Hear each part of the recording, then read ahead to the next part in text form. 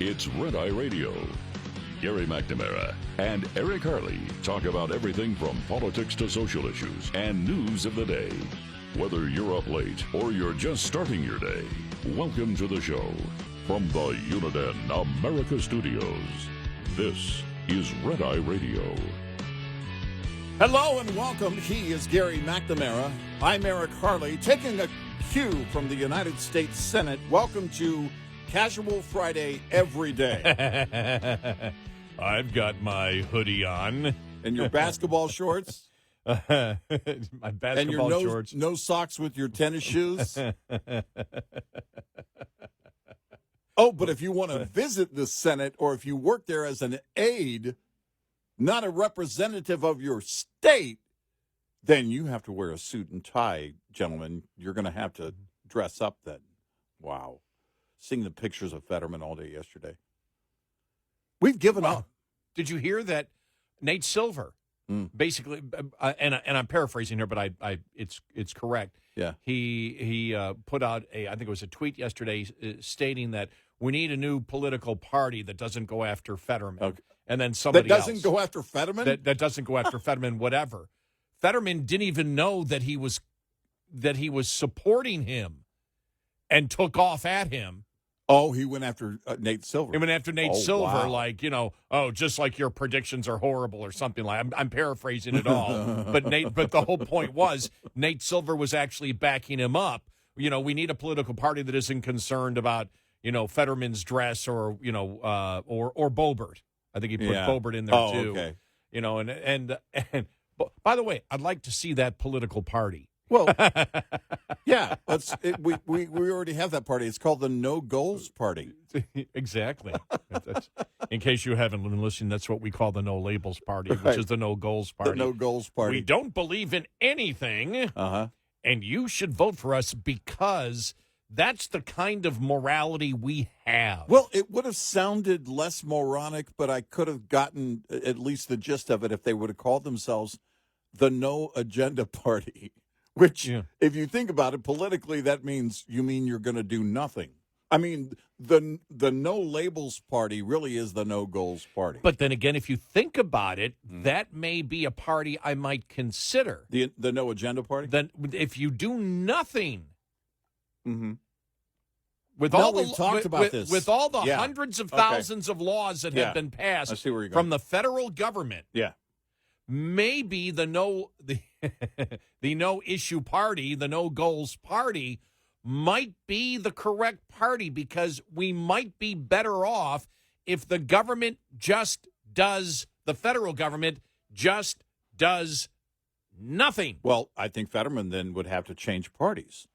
Look, if you're wearing a hoodie and basketball shorts to work every day, and you're not playing basketball,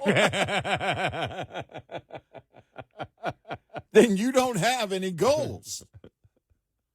He would have to join the party. They would have to go in and co-opt him and say, "We want you to lead the party." Right. We want people that believe in nothing. In nothing. Well, that really would tap into the anger that you see out there. I hate both parties. Both parties suck, and they're exactly the same. And I'm just getting out of politics. I'm getting out of politics completely. I don't believe in anything. Well, we have the political party for you. Yes. Okay. I got to float it. It's probably already happened. A T-shirt. Both parties are wrong. You could make $1 gazillion off that. Wow. The populism would just take hold. Wow, you're Both right. parties are wrong. Just that on the shirt.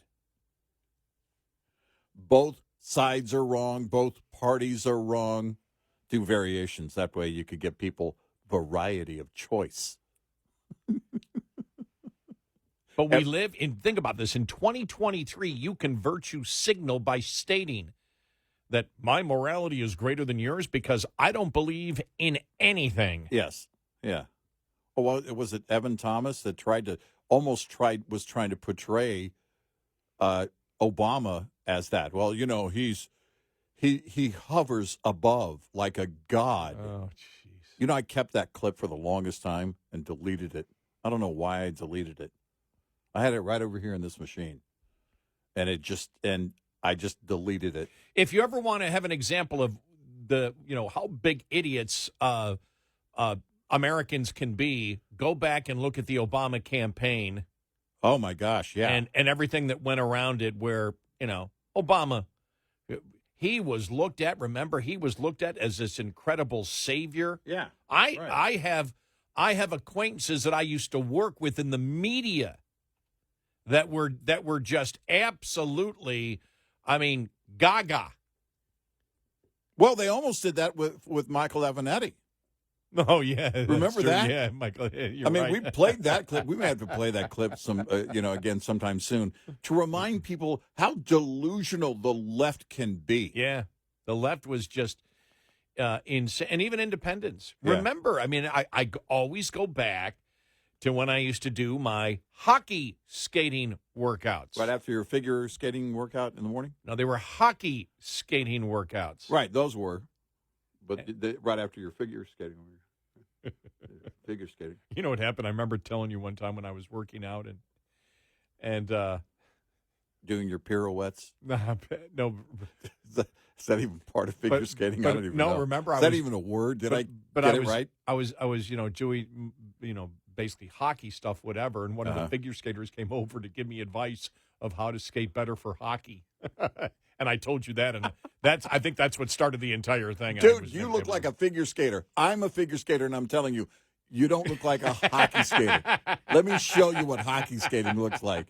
You look way too much like a figure skater. What was that? Remember the movie with the guy who was the hockey player? And oh, yeah. He ended up becoming a figure skater. Toe pick. What was it? Oh, man. He was in the. We watched that. My wife and I watched that a million times. Yeah, he was in the Alien movie. Yeah. He oh, come on.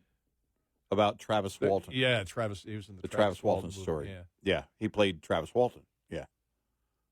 Yeah, he did. Yeah, well, you're right. He did play Travis Walton. In that. Yeah, he did. He's a good actor. Very good actor. And we watched that movie. Our kids were little when that movie came out, and we watched that movie a lot. What was it? I forget what it was. Nobody really cares. And then they paired them up because.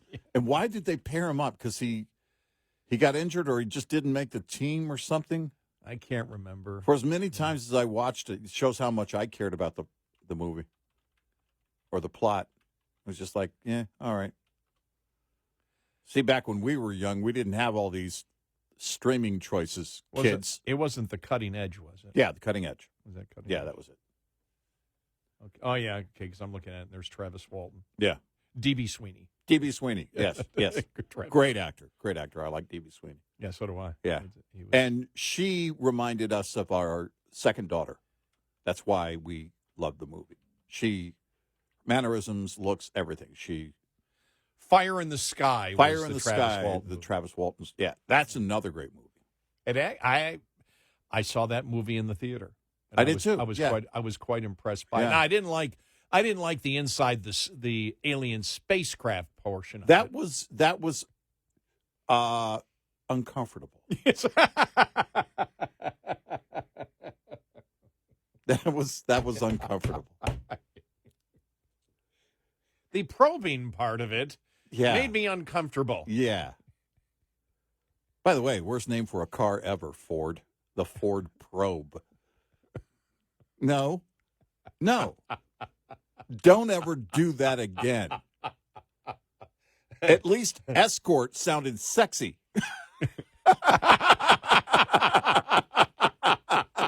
Or creepy, whichever way you want to look at it.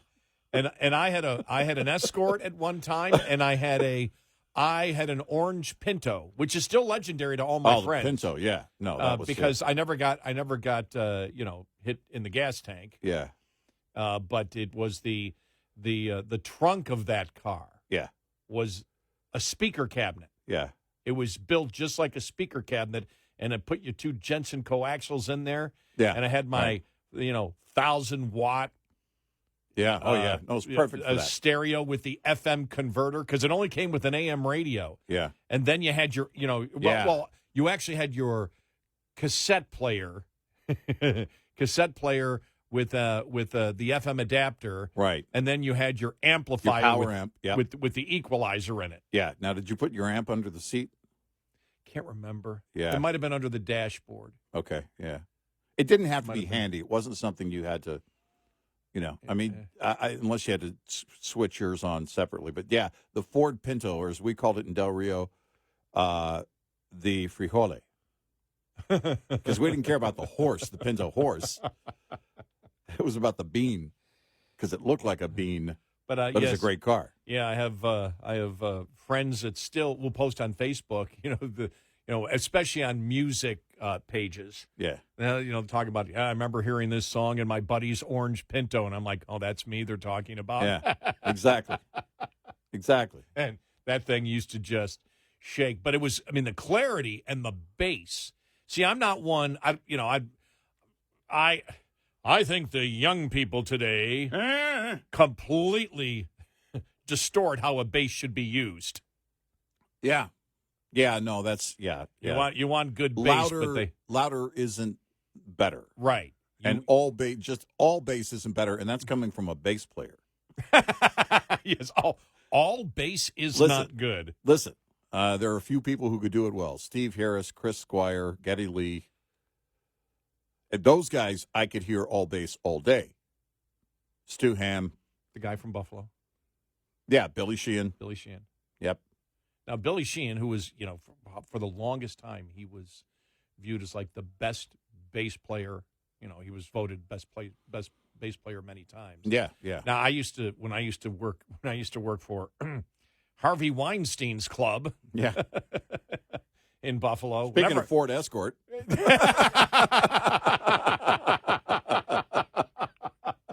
Hey. Huh? He was a rock. Just so people know, he was a rock promoter in Buffalo, New York. Mm-hmm. It was called Harvey and Corky Productions, and he owned.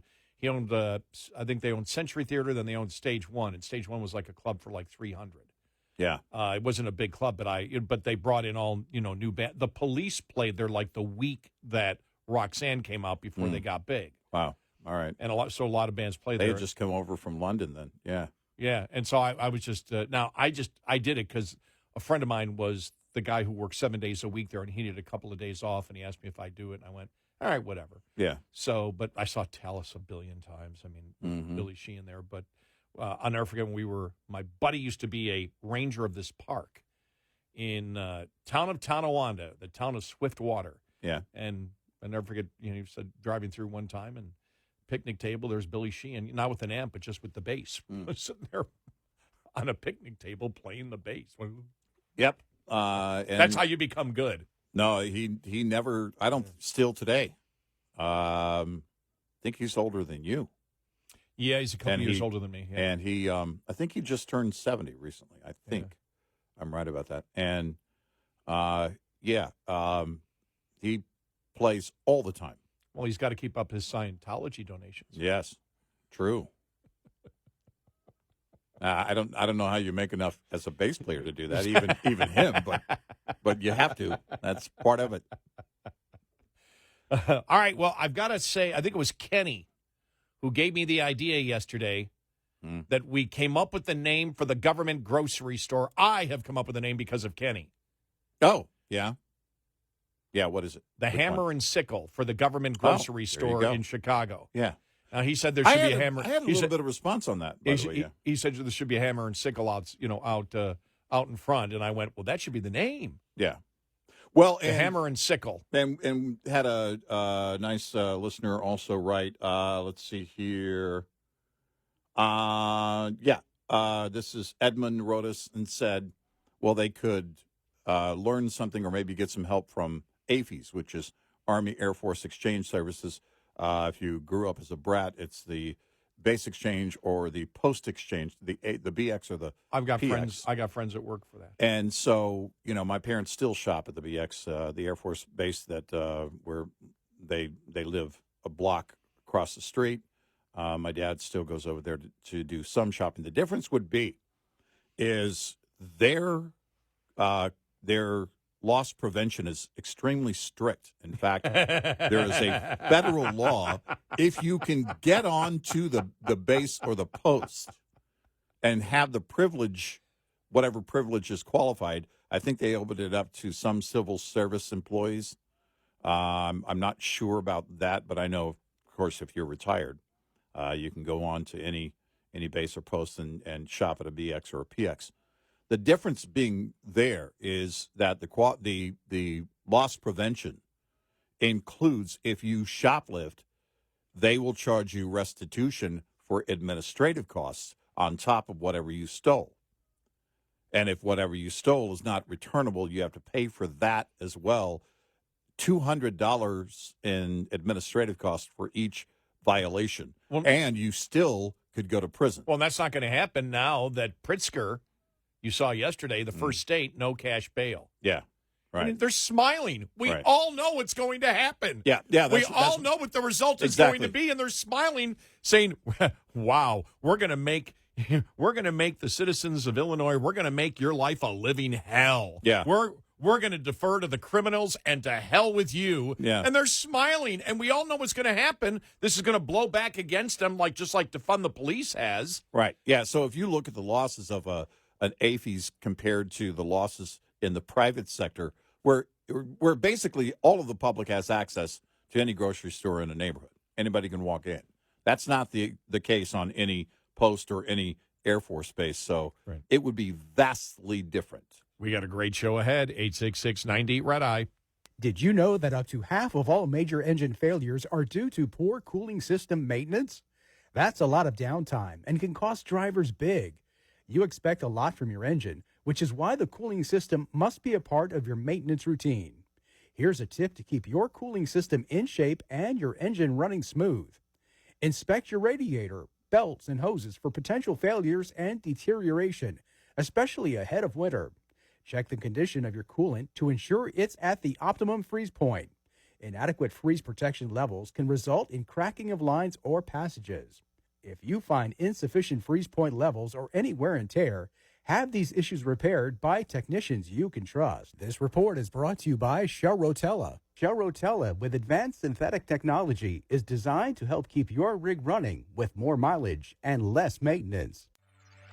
We'll be right back with more Red Eye Radio with Eric Harley and Gary McNamara.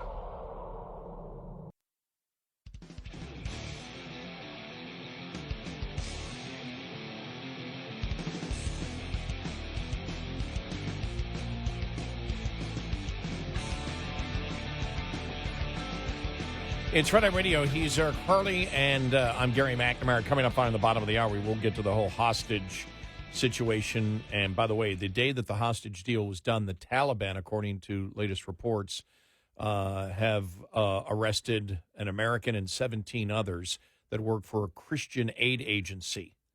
Yeah. And have for over, this Christian aid agency has been in Afghanistan for over a half a century.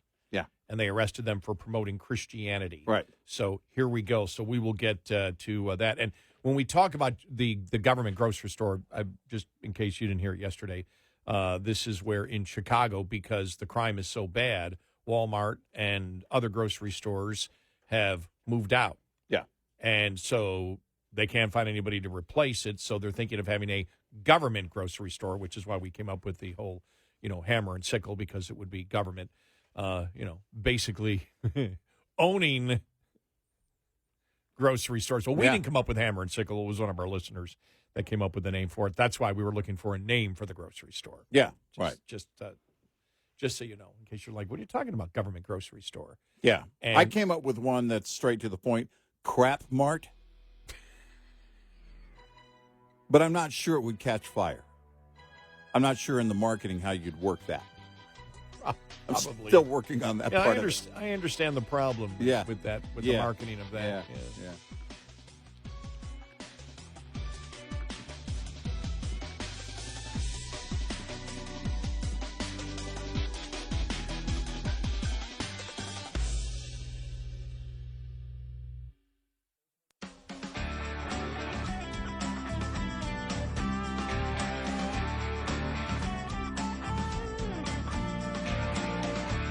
On your smart speaker, say, play Red Eye Radio.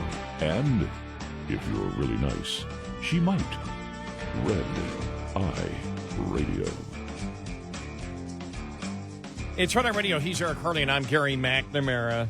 All right, so the hostage deal apparently is done. Let's hear from presidential spokesperson John Kirby on MSNBC yesterday, talking about it when asked the specific question. The House Foreign Affairs Chairman, Michael McCall, has been critical of the decision to make this deal, specifically the $6 billion money that's been handed back over. He says even though the administration claims these funds are limited to humanitarian transactions, we all know that transactions are difficult to monitor and that money is fungible. There's no question this deal will free up funds for Iran's malign activities. What is the administration doing? What can they do to make sure this money is not used improperly? We have a very rigorous set of controls on the way that the regime can request withdrawals for this funding. And I think it's really important. There's a fundamental misunderstanding. The regime will never get to touch the money. They can make a request for certain humanitarian products, medical supplies, food, agricultural, and then we will supervise a process by which fully qualified vendors will go procure that material and then deliver it into Iran. So the people that will really benefit are the Iranian people, who, of course, we have no beef So they're with. not getting cash. They're not getting cash. They're not going to. They can't just cut a check and pull out the money for whatever they want, whenever they want. What a BSer. She actually said it's fungible, which means whatever the process they claim, wherever that money goes, they can request it for money that's already being spent. That money that's not being spent, boom, it goes to buy arms. We're not idiots, John. Yeah, and, you know, this is the thing, is that I guess when you're going to build the lie, you got to build it out fully and keep it going and make it bigger as you go along. Yeah. And that's she exactly knew it, what they're doing. And MSNBC knew it. Oh, I mean, yeah. she asked the right question there. Right. You can have whatever process you want to say they requested for this humanitarian aid or whatever. And they've made it clear, the President has made it clear, we're going to do with the money what we wish to do with it. Right. And We'll so, decide what's best for the Iranian people. right, you spend money over here, Right. and then you take that money that comes from the $6 billion, you spend that, and then you take the money that's saved and you spend it over there for terrorist activities. Right. We're not idiots, Kirby. Right. It's Jeez. very simple equation. Yep. And we'll find out how much of that is a lie or inaccurate, too, Right. with what he's saying down the road. Right. Because I don't believe anything that Well, comes no. from this I administration mean, or Kirby. how many times have we been burned by Iran over the years as a nation? It goes back a long, long time. There's a very strong and clear history. And you don't have to be that old in order to remember it. But they want you to believe something that simply isn't true. Oh, no, we're only going to send milk and cookies. And we're going to buy the milk and cookies and have them sent over. It's also insulting from the Wall Street Journal. It's also insulting to read in the Washington Post that the White House National Security Council official Brett McGurk says that under terms of that provide confidence, the funds will be spent only on a limited category of humanitarian trade, food, medicine, and agricultural products. That's it. He may be technically right about those specific funds, but that leaves the Taliban, the Tehran regime, able to devote other funds that they would have spent on those goods. Of course. They're shifting it. They're just shifting their budget. That's all they're doing. For other purposes, such as terrorism by the Islamic Revolutionary Guard Corps. Right. There is no demonstration that they have to come up with the U.S. to demonstrate that they have depleted all other funds before they can use this money. No.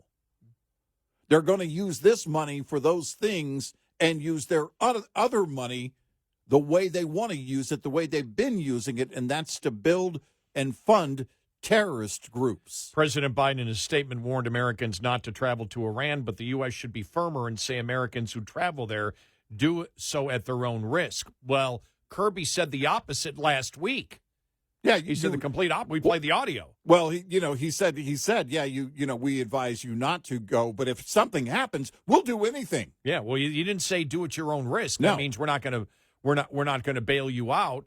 He said, and if there's other hostages, we'll do whatever we'll can. Do whatever. We'll repeat this again and again and again and again. Yep. So on the day that this happens,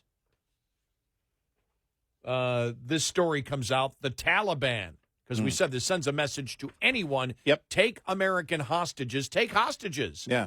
The Taliban raided the office of a Swiss nonprofit group in Afghanistan and reportedly took into custody an American and 17 others.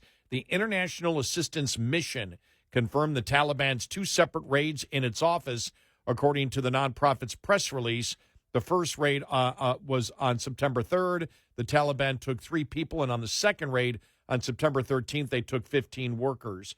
The Christian-based organization has served in Afghanistan for 57 years and works to improve health care and education in the country. We stand by principle that aid will not be used to further a particular political or religious standpoint, the nonprofit stated. All staff agree to abide by the laws of Afghanistan. The 18 staff members are currently in an unknown location in Kabul.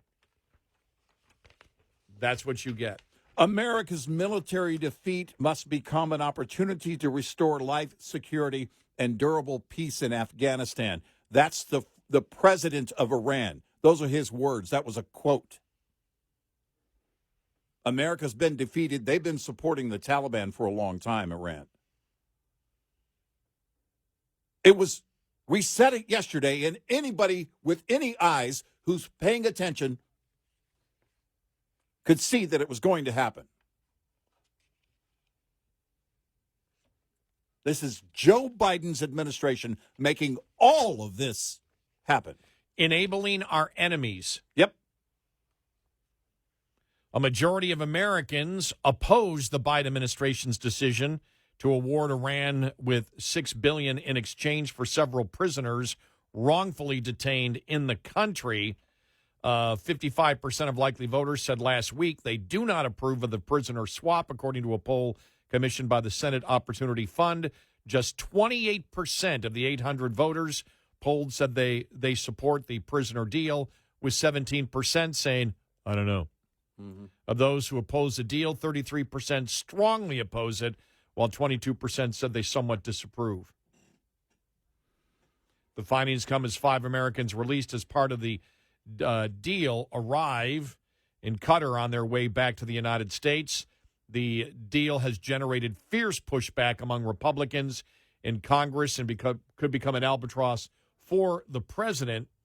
Congress was given no oversight over the deal, which many view as a prelude to a new nuclear deal with Tehran that will free up billions more. The United States comes across, the Democrats come across as suckers to the world on this. Yep. And we are enabling our enemies. Yep. We helped to set up and now they are building a terrorist superstate in Afghanistan. It is clearly being funded in part by Iran. You just heard the quote. When they talk about peace, by the way, they mean no American forces in Afghanistan, which is their peace. In other words, they can peacefully, without war in Afghanistan, build a terrorist superstate, which is exactly what they're doing. And their support of the Taliban has been very public over the years. And this deal that the Biden administration made led to the arrest of these Christians. The U.S. and allies will also have to make clear that Iran and other countries will pay a steep price for taking American hostages. Well, we just sent out, I don't know why. Why does the Wall Street Journal say that?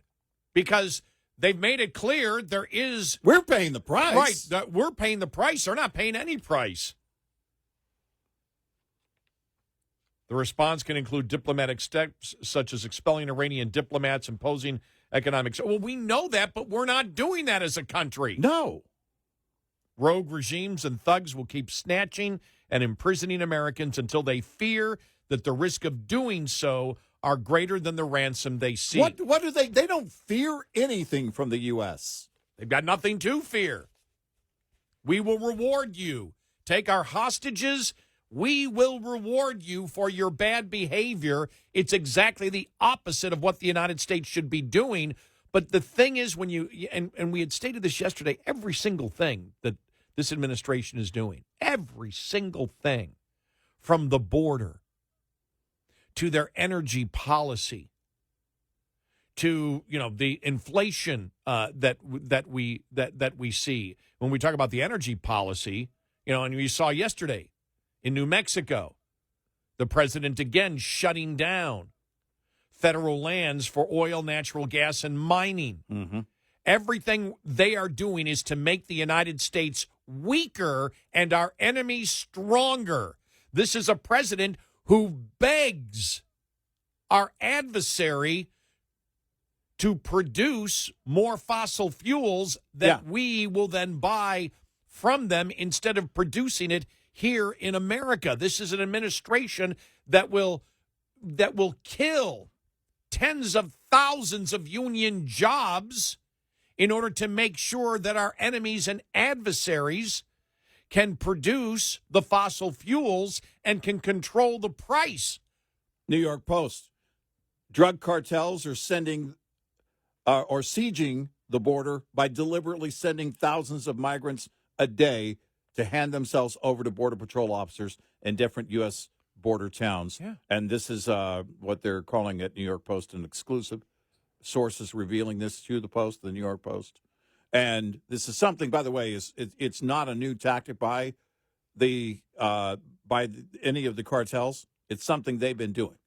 You flood these entry points all along the border so that you can bring your drugs and everything else across that you want to bring, because you've got the Border Patrol tied up at those crossings. This is something that is very common and is well known on the border. New York City is just learning about it, apparently. And it makes it a dangerous situation because we have no will whatsoever as a nation to put a stop to it. The world in this nation is a more dangerous place because of Joe Biden every single day. There is no room, no fat in what I just said. No, it is absolute. It's so obvious. Why do the Democrats wish to weaken the United States and strengthen our enemies? And every single day, the enemy takes every enemy is taking advantage of it in some way every single day. You think, and that's not, by the way, that's not over the top rhetoric. It isn't. It's based on what they are doing every single day. Every single day. And then, as we know, they lie to the American people about it. Right. As they strengthen our enemies, they lie to you about it. Right. Even North Korea. You may think, well, North Korea hasn't done anything but fired a couple of missiles here a couple of weeks ago. Have you heard of the ransomware? Do you know what they're responsible for? And it's still going on. Oh, we're not about to teach North Korea a lesson about anything. Oh, no, we might offend China.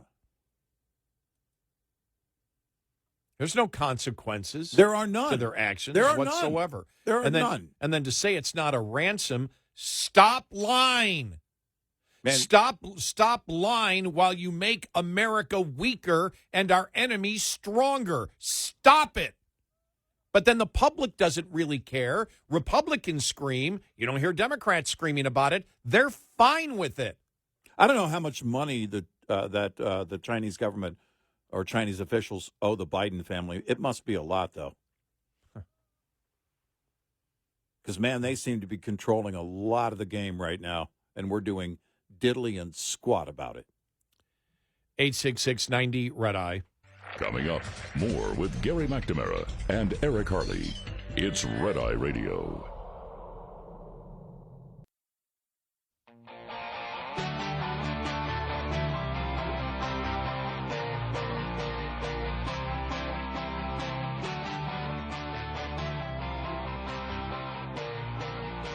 It's Red Eye Radio. He's Eric Harley, and I'm Gary McNamara. Coming up on the top of the hour, Gavin Newsom and California lawmakers approve a resolution for a 28th Amendment to the Constitution, a gun control amendment.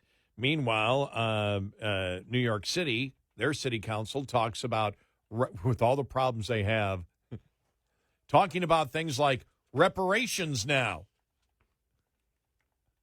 I mean, it's just it's all right. I guess I guess maybe we were wrong. They're not going into debt. They're not underwater. They clearly have plenty of money. Yep. So we'll get to that and more coming up.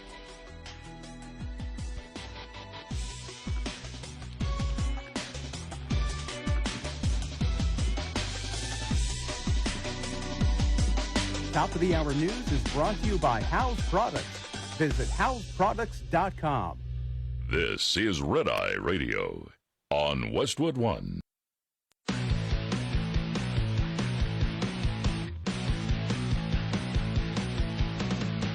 Now, it's Red Eye Radio.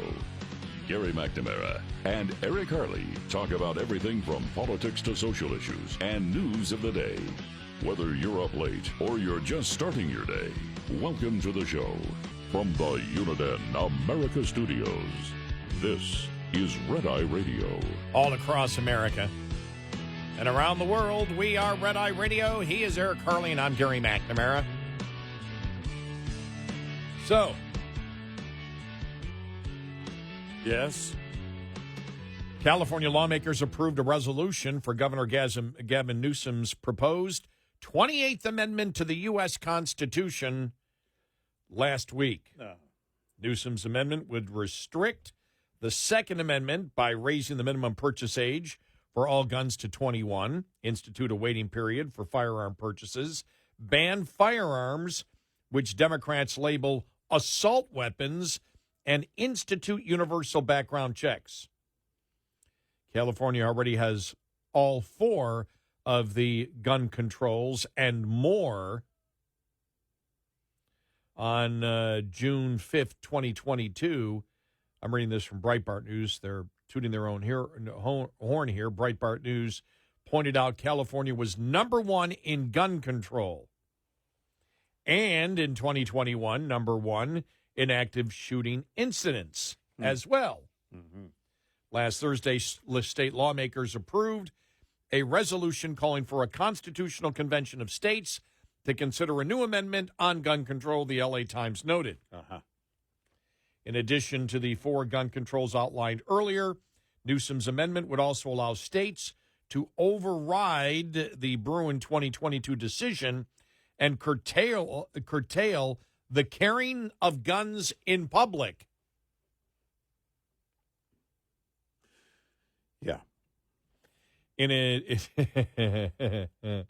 In addition to the four gun control, I just read that. I'm reading the same thing over again. 2/3 of the 50 states must vote in favor of a constitutional convention before the proposed amendment can even be considered. The Times pointed out that many law scholars are warning that if a convention were held, it might open the door for other amendments, such as a ban on abortion or gay marriage. So there you go. Yeah. Now, let me ask you this, because now this is something that's being promoted by Newsom and everything else. Does this mean he wants to run for president or he doesn't? Because remember, this amendment, you could sit there and say, okay, the majority of Americans are in favor of background checks. Yeah. But, but background checks, as we know, a federal background check is also the law right now. Yeah. As we know. Right. So that's already the law. They would add to this, nobody could carry a gun in public. If Newsom is proposing this, does it mean he is not running or he would like to run? No, I think it means he would like to run. I think he's inside of his delusional state of living in a blue bubble, and he believes that they could garner enough national support for this, which is not going to happen. We will not see this in our lifetime. And this is something I'm so glad you talked about that, because that is what was on my mind, that we've talked about Newsom before. He thinks that Americans love him because he lives in the bubble of California and believes that the insanity and the things that they propose is something that most Americans obviously want. Mm-hmm. And it's not the case. That's really the thing. The thing that kills it is, number one, how does a constitutional amendment ban certain types of guns based on their appearance? Right. You're never going to get an agreement That's on that. never. Well, right now you have permitless concealed carry in 25 states. Now, 25. Last time I did the math, that's almost half of the states. Right. So the only reason he could be doing this is because he believes it's for his political advantage.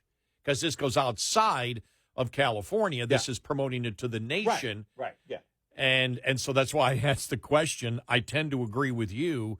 He believes that this is something that America wants to hear. He believes he can sell it. This is the thing, is that, and we've talked about this before. Remember when old, what's his name? Fezziwig? Fezziwig. In Virginia lost. Who was it that lost the governor's race in Virginia? And it was very clear what the far left that night, what they wanted. They were saying it out loud. We need people who can sell the radical agenda. And the far left believes that one of those people that can do it is Gavin Newsom.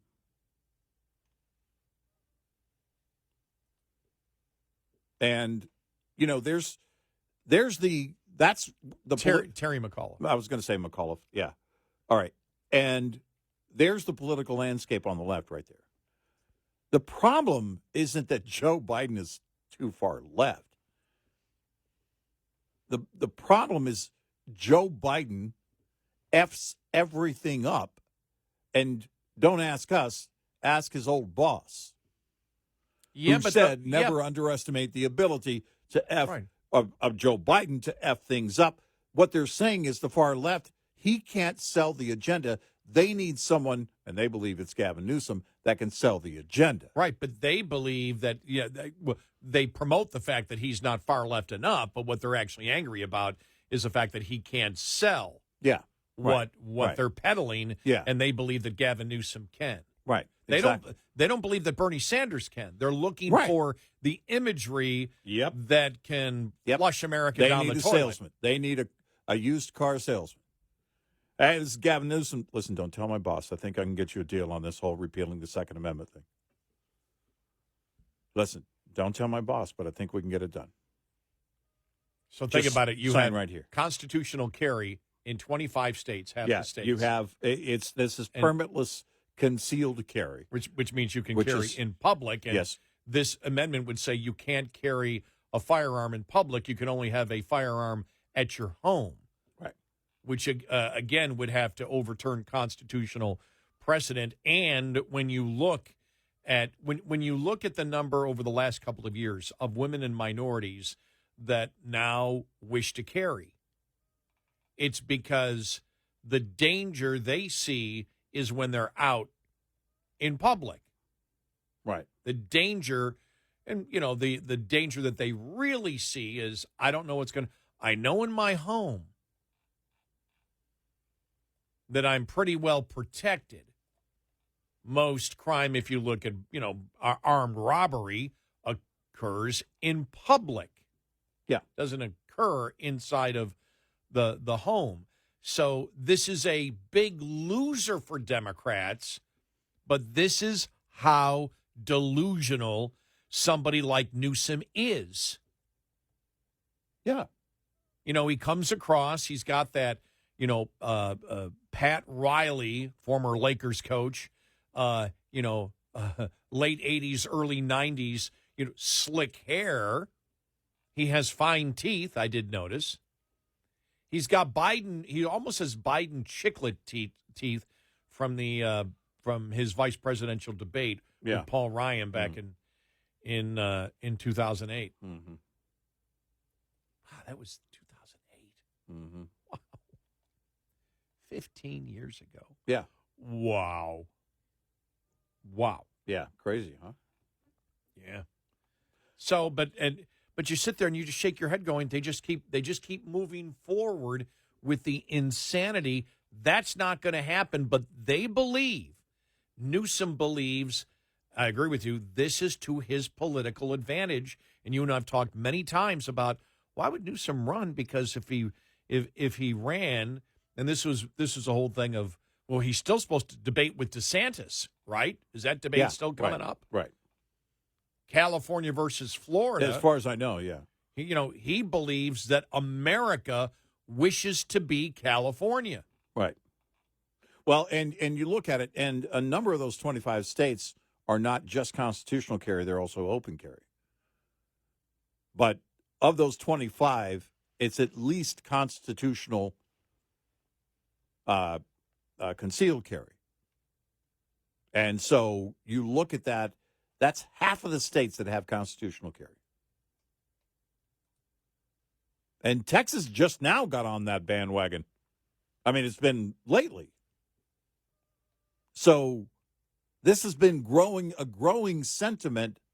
If anything is growing, it's support for the Second Amendment. Now, not everybody who supports the Second Amendment also practices their Second Amendment rights, and that's fine.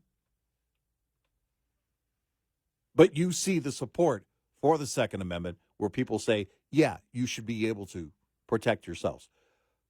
One of the things that the left has done, and this is another thing that Gavin Newsom and the Democrats that run California and other states like California don't see, is that after the whole defund the police thing and things all imploded in these major metro areas, you had liberals leaving those cities, and many of them now are very vocal about the states that they moved to, and they said, I want to be able to protect myself and my home, my property, and my family. And again, whether they actually own a gun or not is not even, it's about the support for the political support for the Second Amendment, and it's extremely strong. Okay, I just went to usconcealedcarry.com. They claim 27 states are now constitutional carry states. In 2024, 4 states, Alabama, Ohio, Indiana, and Georgia, passed constitutional carry or permitless carry laws, making them the 22nd, 23rd, 24th, and 25th states to do so. In April of 23, both Florida and Nebraska followed and became the 26th and 27th constitutional carry states. Yeah. Wise Voter does not have that. Does not have that update. You're right. It is 27. I thought it was 27, and when I looked it up and it was 25, I thought, well, I guess I was wrong. It is. You're right. It's 27. So more than half of the states now have constitutional carry. You're not going to. It's quite the. And by the way, there will be probably a handful of other states that come aboard on constitutional carry. And it's because it's very easy to understand. The Second Amendment is extremely easy to understand. You know what else is easy to understand? The threat of the mob. The people who were burning people's property and destroying cities in blue areas are a threat.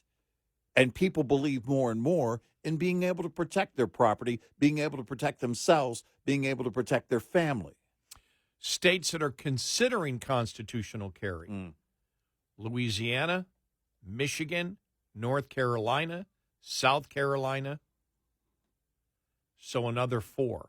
I would see both Carolinas coming on board before Michigan. Now the people of Michigan, that's one thing, but the political makeup of Michigan is a very different. Yeah, I mean but it's in the legislature is what they're saying. But that would, so you've got 4 more. They've introduced it, yeah. Right. So you're almost up to 30. You've got 3/5 there. Yeah. Yeah, it's quite the opposite of what Gavin Newsom in California or the Democrats that run California would like to see. It is quite the opposite. And in New York now, they're doing a background check when you buy ammunition. That kicks in. What is that? Not only a background check, but a fee. A fee. Was it $2.50? $2.50 on each purchase and $9 on each firearm purchase. It's the state police of New York that will do the background check, not the FBI. But still, and they're doing, again, even if you're not buying a firearm, every time you buy ammunition in New York, it's a background check by the state police and the $2.50 per purchase fee. Yeah. This is the left trying to set up their fortresses. But the fact of the matter is the American people see it. This isn't hard to understand. And think about this. If you would have told me 10 years ago that over half the states would be constitutional carry or permitless, as they call it, I would have said you're crazy. Yeah. I would have not seen this happening. Yeah. For all the gun control talk that you see and how it's promoted in the media, the opposite has actually happened across the country, and a majority of states now disagree with the gun control that the Democrats are promoting. And like I said, the gun control they're promoting is way over anything that we've ever thought of, which is also no carry outside. There is no carry. Oh, yeah. That's what Newsom wants. Right. You cannot carry in public. Right. No guns in public. Right. Only in your home. Right. Or maybe transporting to a gun range or something like that. Well, and they understand, they clearly understand in California, in order to do this, the only way to get this done is to change the Constitution, which isn't going to happen. No. So what does it tell you? They know their efforts are going to be met with resistance and court challenges, and that they're going to lose because of the Constitution, because of the Second Amendment. The Second Amendment isn't going to fail in our lifetime. But and you don't, because you simply don't have that kind of support. It's quite the opposite. But they as we've believe demonstrated. politically it's the right thing to do. No, they think that they politically can it will sell help them. this to people, but they understand the biggest challenge. And by the way, it isn't going to happen. According to the New York Post, by the way, that law in New York took effect last Wednesday. So it's already in effect on the ammunition. 866-90-RED-EYE. This owner-operator driver report is brought to you by Shell Rotella. Shell Rotella with advanced synthetic technology is designed to help keep your rig running with more mileage and less maintenance. Managing time is key. Successful owner-operators know that simply running hard is not enough. If it were that easy, anyone could do the job and expect the profits to roll in. It generally pays to slow down. There is a trade-off in higher costs, not to mention the increased risk for driving fast. If driving slower takes time away from you, you could find some of the ways to get it back. Never take time off during the last 2 weeks of the quarter or the last week of the month, when freight typically is abundant. Sometimes it works to your advantage to look for loads that take you through home rather than to home. The latter can interrupt your revenue stream and require additional time to get back up to full speed again. This report is brought to you by FPPF, Fuel Power Max. Lines open for your calls. 866-90-RED-EYE on Red Eye Radio.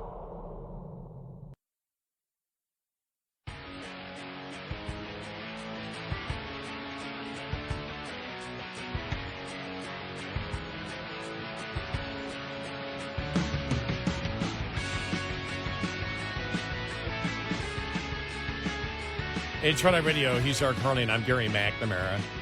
And talk about California and the insanity. The insanity continues in New York, where the city council is, with all the problems they have, talking about cutting the budget, the mayor. Yep. For first responders, and they're talking about 15% cuts for services, including cutting back police and first responders. And now they're talking about, again, I don't know, is New York asking for this? taking down statues of historical figures like George Washington and more, and creating a reparations task force. Yeah, I like this whole task force thing. We're going to look into doing something about it. And then we will look into the recommendations of the task force. They're not going to do anything about it. By the way, have they been watching the whole thing in California recently? It doesn't, the delusion is... Right. They just think that they're going to win this. It's Gavin Newsom's having to go walk his back. Oh, well, it's not about the money. Yes, it is.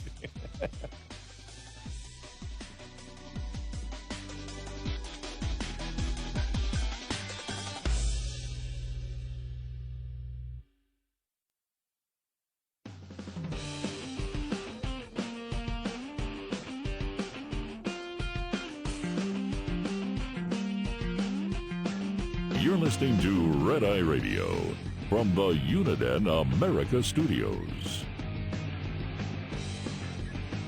It's Red Eye Radio. He is Eric Harley, and I'm Gary McNamara. Let's go to Mike in Dallas, Texas, on California, wanting to have a 28th Amendment on gun control. Mike, welcome. You're on Red Eye Radio. Hi. Thanks. I appreciate you letting me call in. You're welcome. What's up?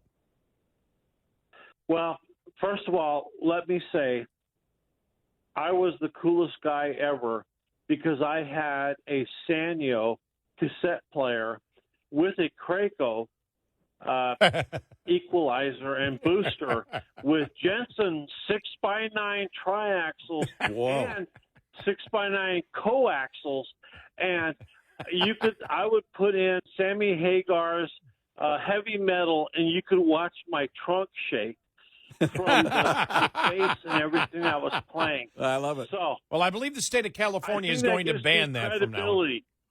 Yeah, I think that gives me credibility. All right. Yes, it does. But go ahead.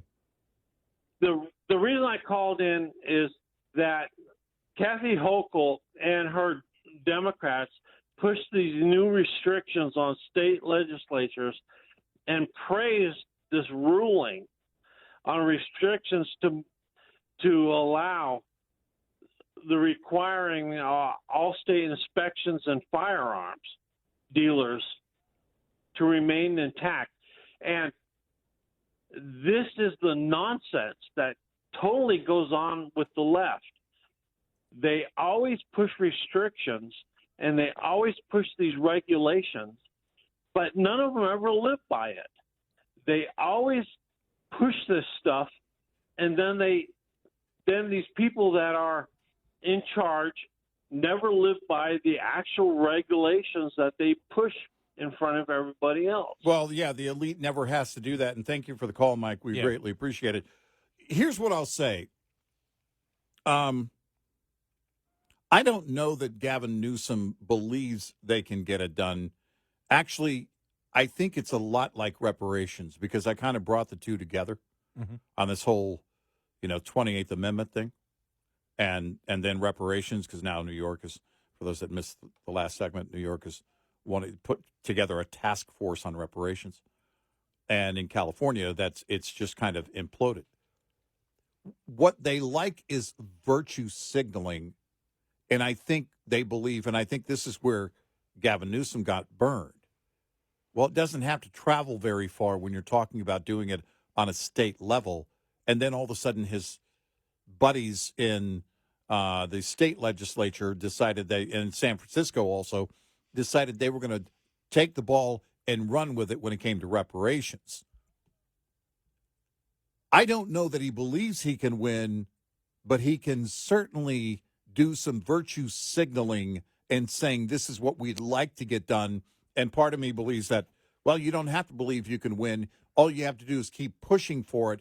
And when you're pushing for something that will never happen, it's a lot like their global warming thing. They're putting things into place and mandates into place on things, on science that isn't real. But why should it matter?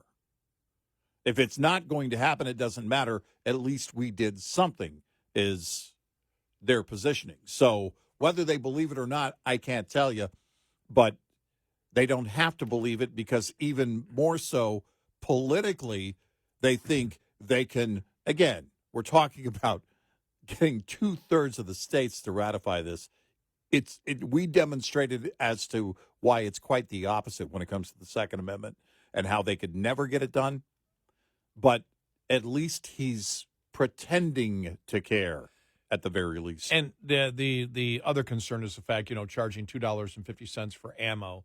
But what they've done in New York is said that fee is going specifically for the background checks. Right. And so they did that because they know the courts are very wary, the federal courts and the Supreme Court, very wary about, because remember California was talking about that?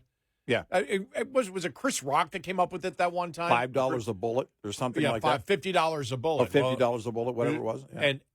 And so you had Democrats considering it, and that would be basically a de facto, Second Amendment ban. Right. Is what it would be. Yeah. So if you say, okay, this requires a background check and you're using a gun, therefore if you get a state background check, therefore if you get a gun or ammo, since we're doing a state background check, $2.50 to buy ammo for the background check, and the money goes specifically for that, yes. But if the money is viewed as a deterrent, it's cost prohibitive. Cost prohibited and being used as a deterrent, so you cannot, practice your Second Amendment rights, that's where the courts will step in. And I don't know if the courts will step in here on this, but I know that's what they're doing in New York, trying to get around it, saying, okay, we're going to, throw this out. Remember, didn't they one time talk about the fact that, well, we're going to make it, registration fees. I forgot what state it was. Registration fees will be $1,000, but, bullets will be $50 a bullet or whatever, because all of it is to pay for all the emergency room and hospital care for gunshots. Right. Mm-hmm. Now, that didn't go anywhere, did it? No, and the courts would strike that down because I use a gun responsibly. I'm not responsible for somebody who breaks the law. Right. Because that would be the difference. The difference, because they said, well, it's just, remember they were saying, just like car insurance. Not really. No. It's not car insurance, because car insurance, you're not, your insurance is not to protect criminals that will, number one, don't have insurance, and number two, kill people with vehicles on purpose. Right. To commit murder. Right. Yeah, it's one of these, again, I believe, first and foremost, it's virtue signaling, and whether they believe it can happen or not, who knows? They are delusional, so we kind of leave that possibility on the table for all of it, but they don't necessarily have to believe that they can get it done on the national level. They just have to believe that people believe in them and that it shows how much they care, which, by the way, you don't care.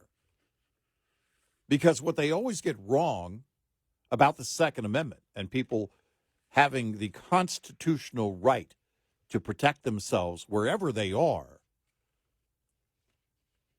is that they will tell you you don't care about life. How can you be pro-Second Amendment and pro-life? Actually, they're one and the same.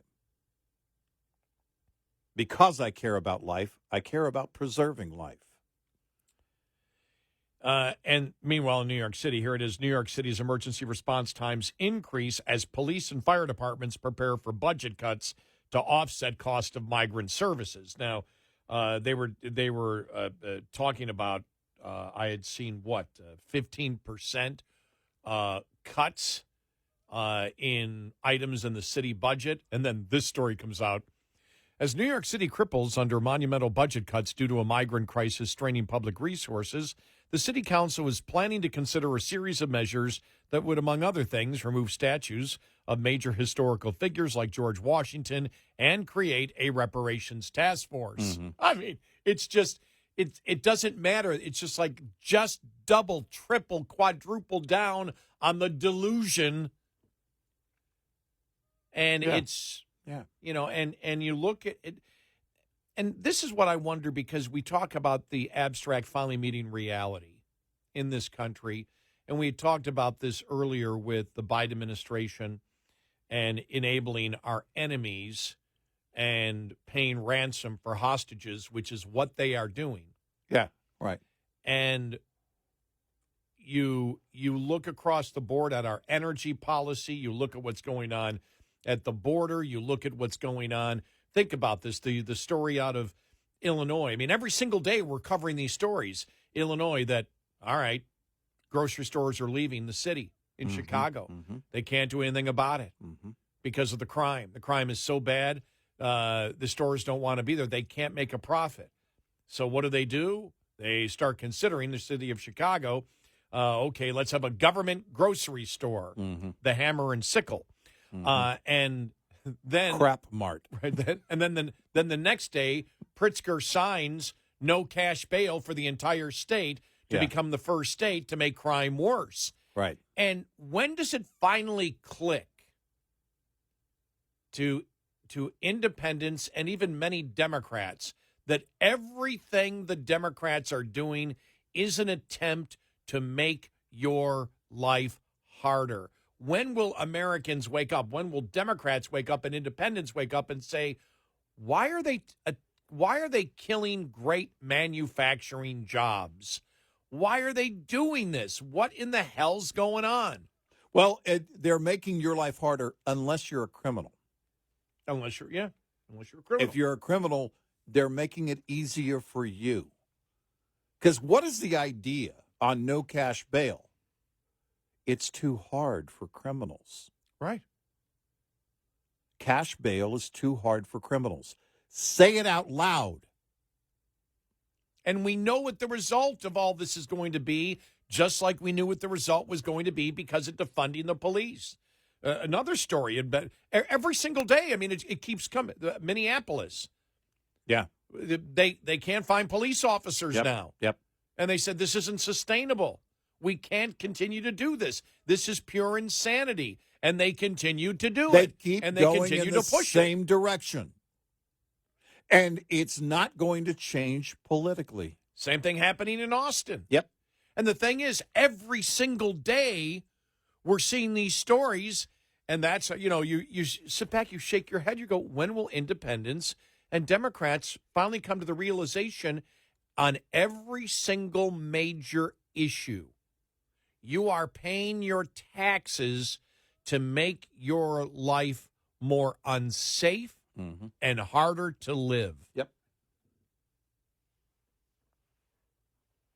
I mean, it's not even close between Republicans and Democrats. It's not even in the same universe. No, it isn't. And again, I'm not saying that, we criticize Republicans all the time. And we're criticizing the fact that Republicans may, we hope they're not heading down the delusional path, too, on a number of different items out there. But it's across the board. On the issues, it's very clear. On the issues, the right wins. On the issues, the right wins. The conservative values and economics. Yep. And government's role to protect the people. Yep. Landslide. Well, and it's being demonstrated, Republicans. as you just mentioned, and we've talked about it before, abstract versus reality. Right now, everything is in real time. Nothing is in the abstract anymore, except for things like, and it's not even, it quickly goes into reality when they start talking about things like reparations, which is nothing new. They've been talking about that for a long time. But did Gavin Newsom, when he first introduced it, did he think that it was going to be one of these abstract things that they could keep talking about in New York? Did they believe this? This is the reason they assign a task force. Well, how long are you going to give the task force? Oh, no, it's still the task. We can't do anything. We gave it to the task force. By the year 2050, we want to pay $1 million Exactly. per person. You sign that legislation and say, see, we're doing something 35 years from now or 40 years Exactly. from now when we're no longer in office. Which by then $1 million would cover 1 month's rent in New York. 866-90 Red Eye. Get in touch with Red Eye Radio, toll free at 866-90 Red Eye.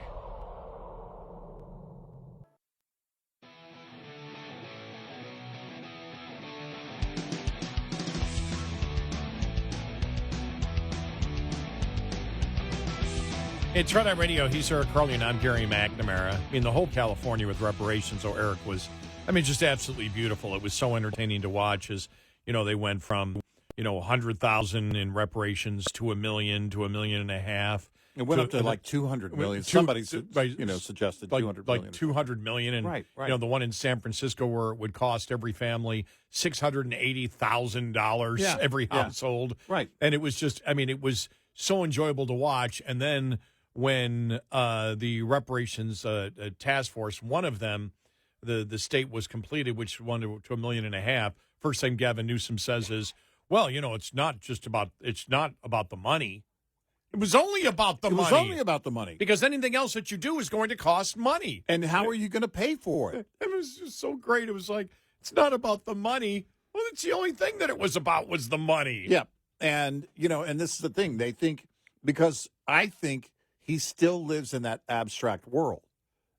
I believe many liberals still do. Well, and they believe it's not going to get, because here's the thing. New York is a prime example. Well, we're going to assign a task force. Well, like you said, okay, we'll give them to the year 2050. Well, that means nothing to anyone who's alive now. They understand it's probably fiscally impossible. Yeah. But understand the reason they're doing it is the Democratic Party practices identity politics, which is judging people by groups. Yep. They have their own racial guilt. They're racist. They do. They believe it. That's why they feel guilty. That's why they want reparations. Yep.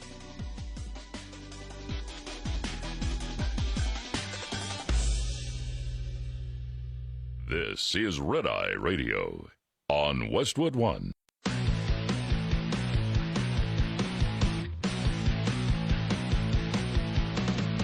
Now, it's Red Eye Radio.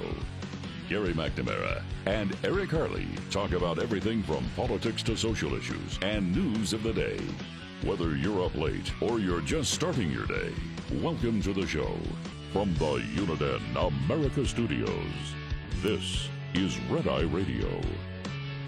All across America and around the world, 866-90 Red Eye. He is Eric Harley, and I'm Gary McNamara. Good morning. Thank you for being here. One note, because we're just talking about the insanity of the Democrats, and whether it's the 28th Amendment that Newsom and the California legislature, the Democrats are promoting in California. That would basically be a gun control amendment, which it would include banning all guns in public.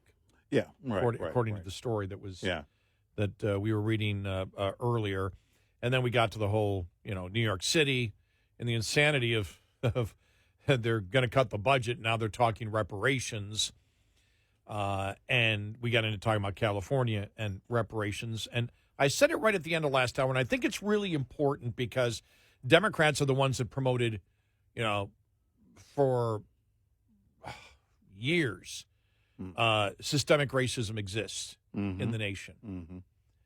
And it does, but it's not where you think it is. When you're not a racist, you look and you say, I wish to help all people. Right. I don't care about skin color. And how do you help people? You help them through freedom, ensuring that they have maximum freedom and opportunity. Mm-hmm. The last thing I'm going to do is say, as if I'm a politician or just a citizen of the United States, because some people were wronged centuries ago, that they deserve, that their ancestors now deserve $1 million. Yeah, or their descendants. Yeah. Or their descendants, what I say? Mm-hmm. Ancestors. Oh, their descendants. Well, I don't know. They may be going there. Who knows? Maybe. It might be. Because it's impossible to do. You as you can see, you can't afford it. But that's not how you solve the problem. You solve the problem with freedom and opportunity. That's what you do, and a great economy. That's what I have always focused on doing to ensure that everybody and education. Yeah.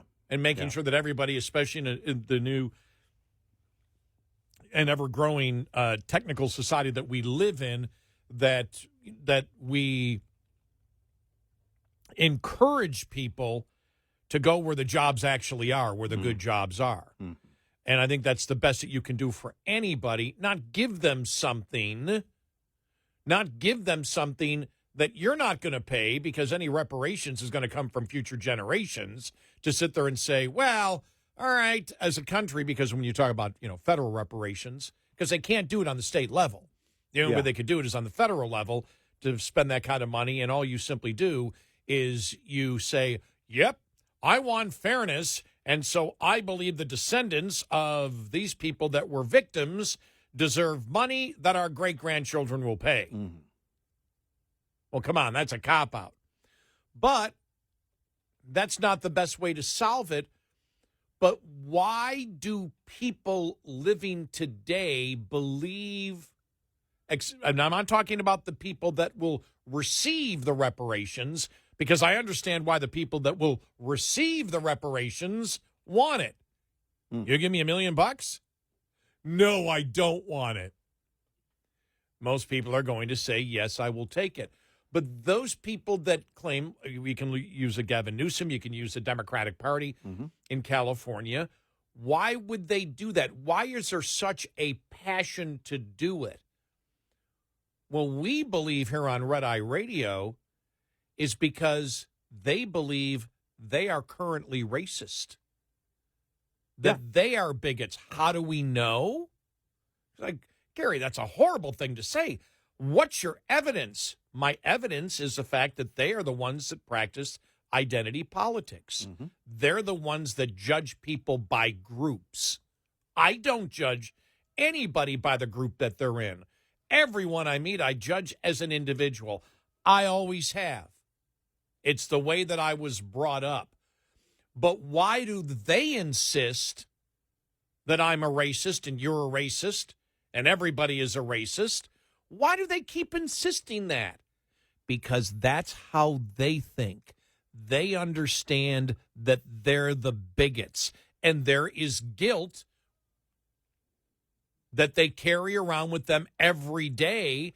And since they believe they are currently a bigot and they're guilty about it, they wish to do something about it.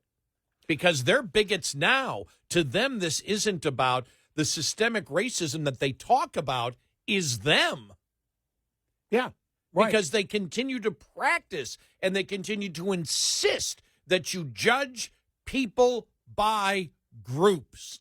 You don't judge them as individuals, which is the basis of racism to begin with.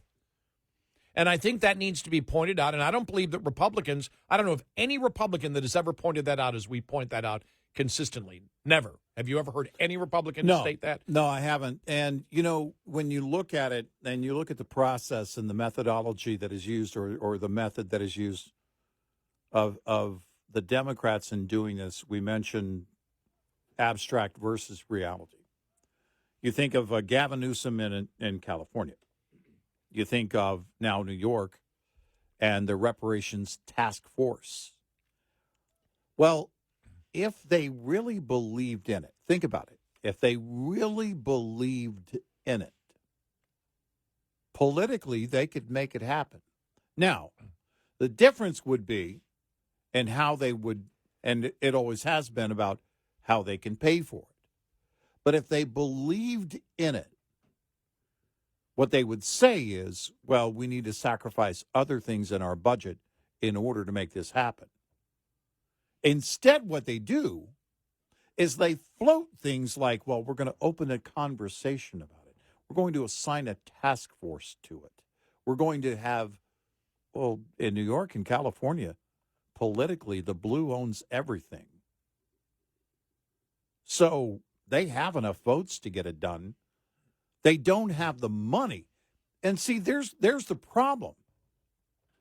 Because just like with Newsom, just like with Hochul and anyone on the left, they're virtue signaling. But what does it become very quickly?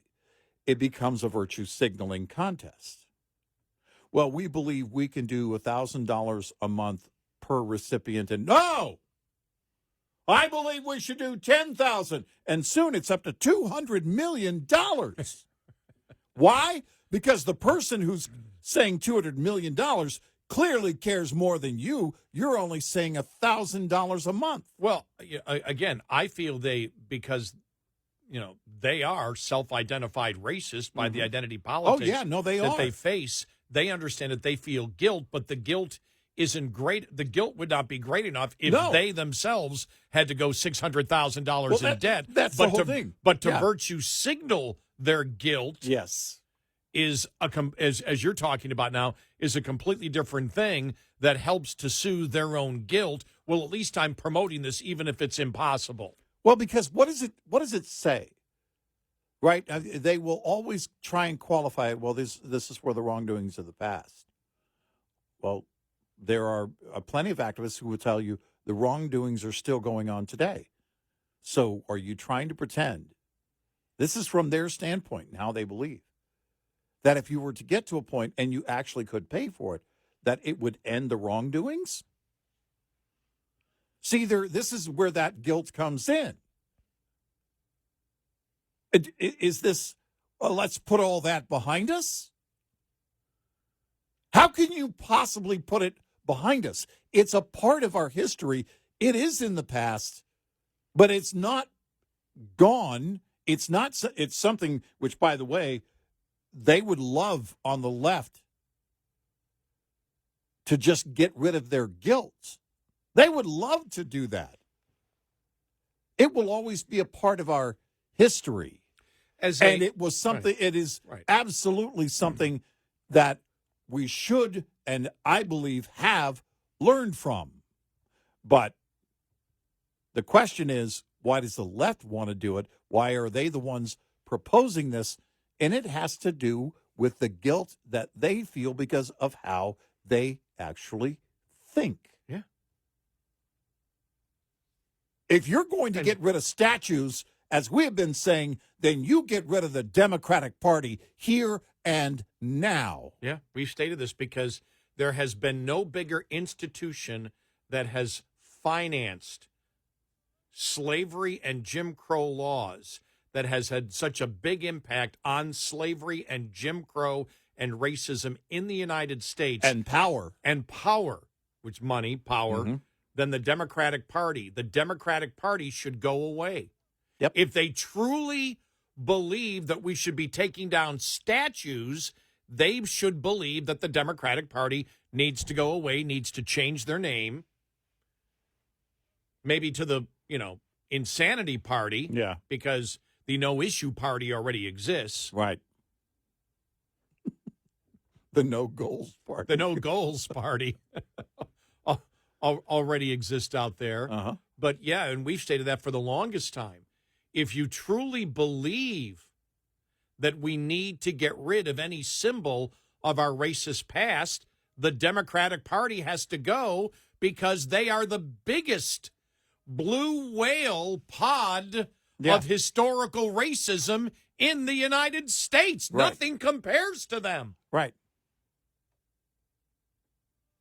And this is the reality. And it will always be the reality as long as we have people who think that way. That you have to be judged as by your skin color and as a group. And there is no other, the mob will come after you if you try, if there's any dissent within the group even, to say, wait a minute, I'm a conservative. I know we shock people when we say yes, when we initially come out and say, absolutely, institutional racism and systemic racism absolutely exist in the United States, and it's a huge portion of the country that believes in systemic and institutional racism. It's called the Democratic Party. What are you talking about? We're the Democratic demonstrated on a daily basis. You're the ones that practice identity politics. You don't judge people as individuals. You judge them by groups. Critical race theory. Ooh. This isn't... We'll have to hit Mr.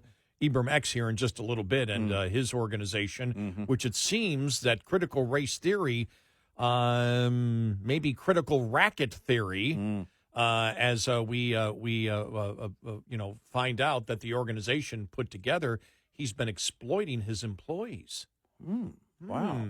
Wow. We'll have to get to that coming up here in just a little bit. But everything that we saw in the summer of 2020, everything that you see out there, the reason that you had corporations react and you had liberals react is because they feel the racial guilt. Right. They're racist and they feel guilty about judging people as groups, even as they continue to do it. But the thing is, we can't let them get away with continuing to have their racist thoughts and then attempt to massage their guilt by paying people off. By paying people off. Think about it. Yeah. Right now, we have a sitting Supreme Court Justice, Clarence Thomas, and a sitting United States Senator, Tim Scott, who's also a presidential candidate. Where the racism and bigotry against them? The racism and bigotry against them is clear. Yep. We will not allow this. They're open about it. Yeah. This isn't some secret meeting they're having. They're doing it on live television on a regular basis. All black people, get in line right now.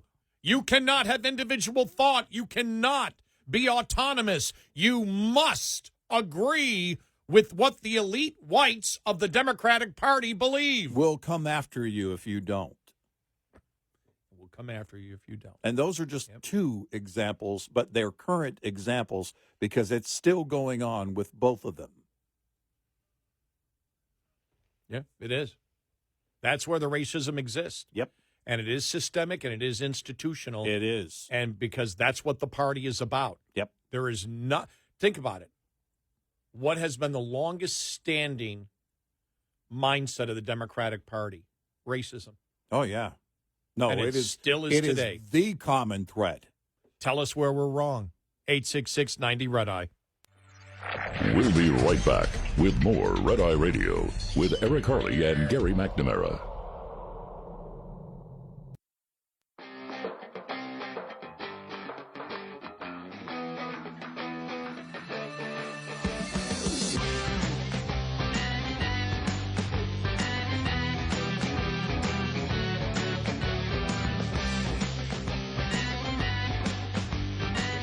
It's Red Eye Radio. He is Eric Harley and I'm Gary McNamara. Good morning. Welcome. Yeah, here it is. Ibram X. Kendi, accused of exploiting workers, mismanaging finances, of collapsing, quote, anti-racist center.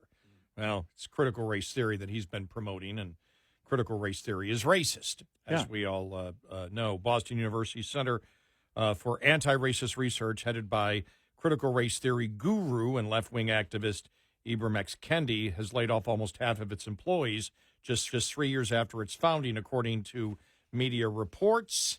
Former employers of the center are now claiming that Kendi exploited them and mismanaged the center's financial resources. Critical ripoff theory.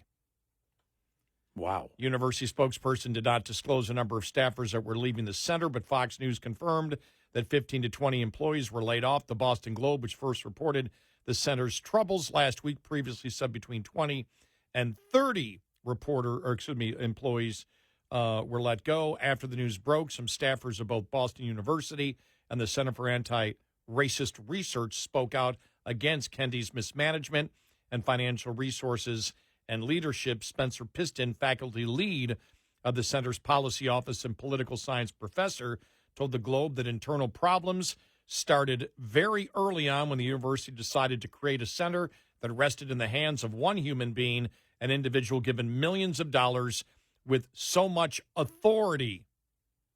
Wow. Sadi Gundry, a sociology professor who previously worked at the center before quitting in 2021, said it lacked structure and she was forced to work long hours. It became very clear after I started that this was exploitation. And other faculty experienced the same and worse, whether it's Black Lives Matter or whether it's right here that the Center of, quote, anti-racist research, which is the opposite of racist research, all a ripoff. Yeah. Setting it up to make money, clearly. Yep. All a ripoff. And we told you so. And we told you that it was a lie. Well, because when you see something, when you see a process in place and you realize, because you see the corporate will to get on board immediately, to jump on board, to put money into it, well, then it quickly becomes about a fundraiser. Then it quickly becomes about, and not a fundraiser for the cause. This is the difference. It's clearly to enrich people's lives. When you demonstrate that over and over again, you start to lose that public sentiment that you had. And we saw it with Black Lives Matter. It's all but gone. Yeah. I mean, it really is all but gone.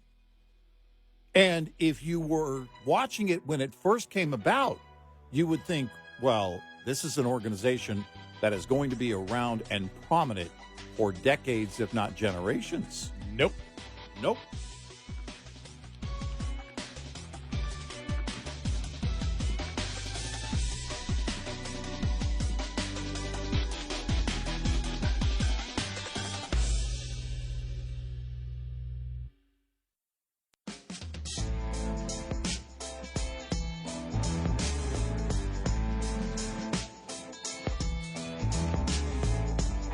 Five hours a night, and still not enough. Listen to our podcast, available on the app and on our website, rediradioshow.com. No, Deep Voice Guy's wrong. It is enough. 5 hours is enough. Yeah, it is. It is enough.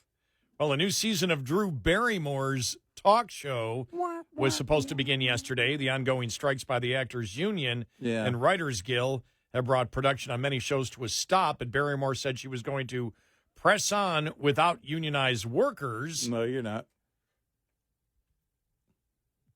Like, I am so sorry that I even tried.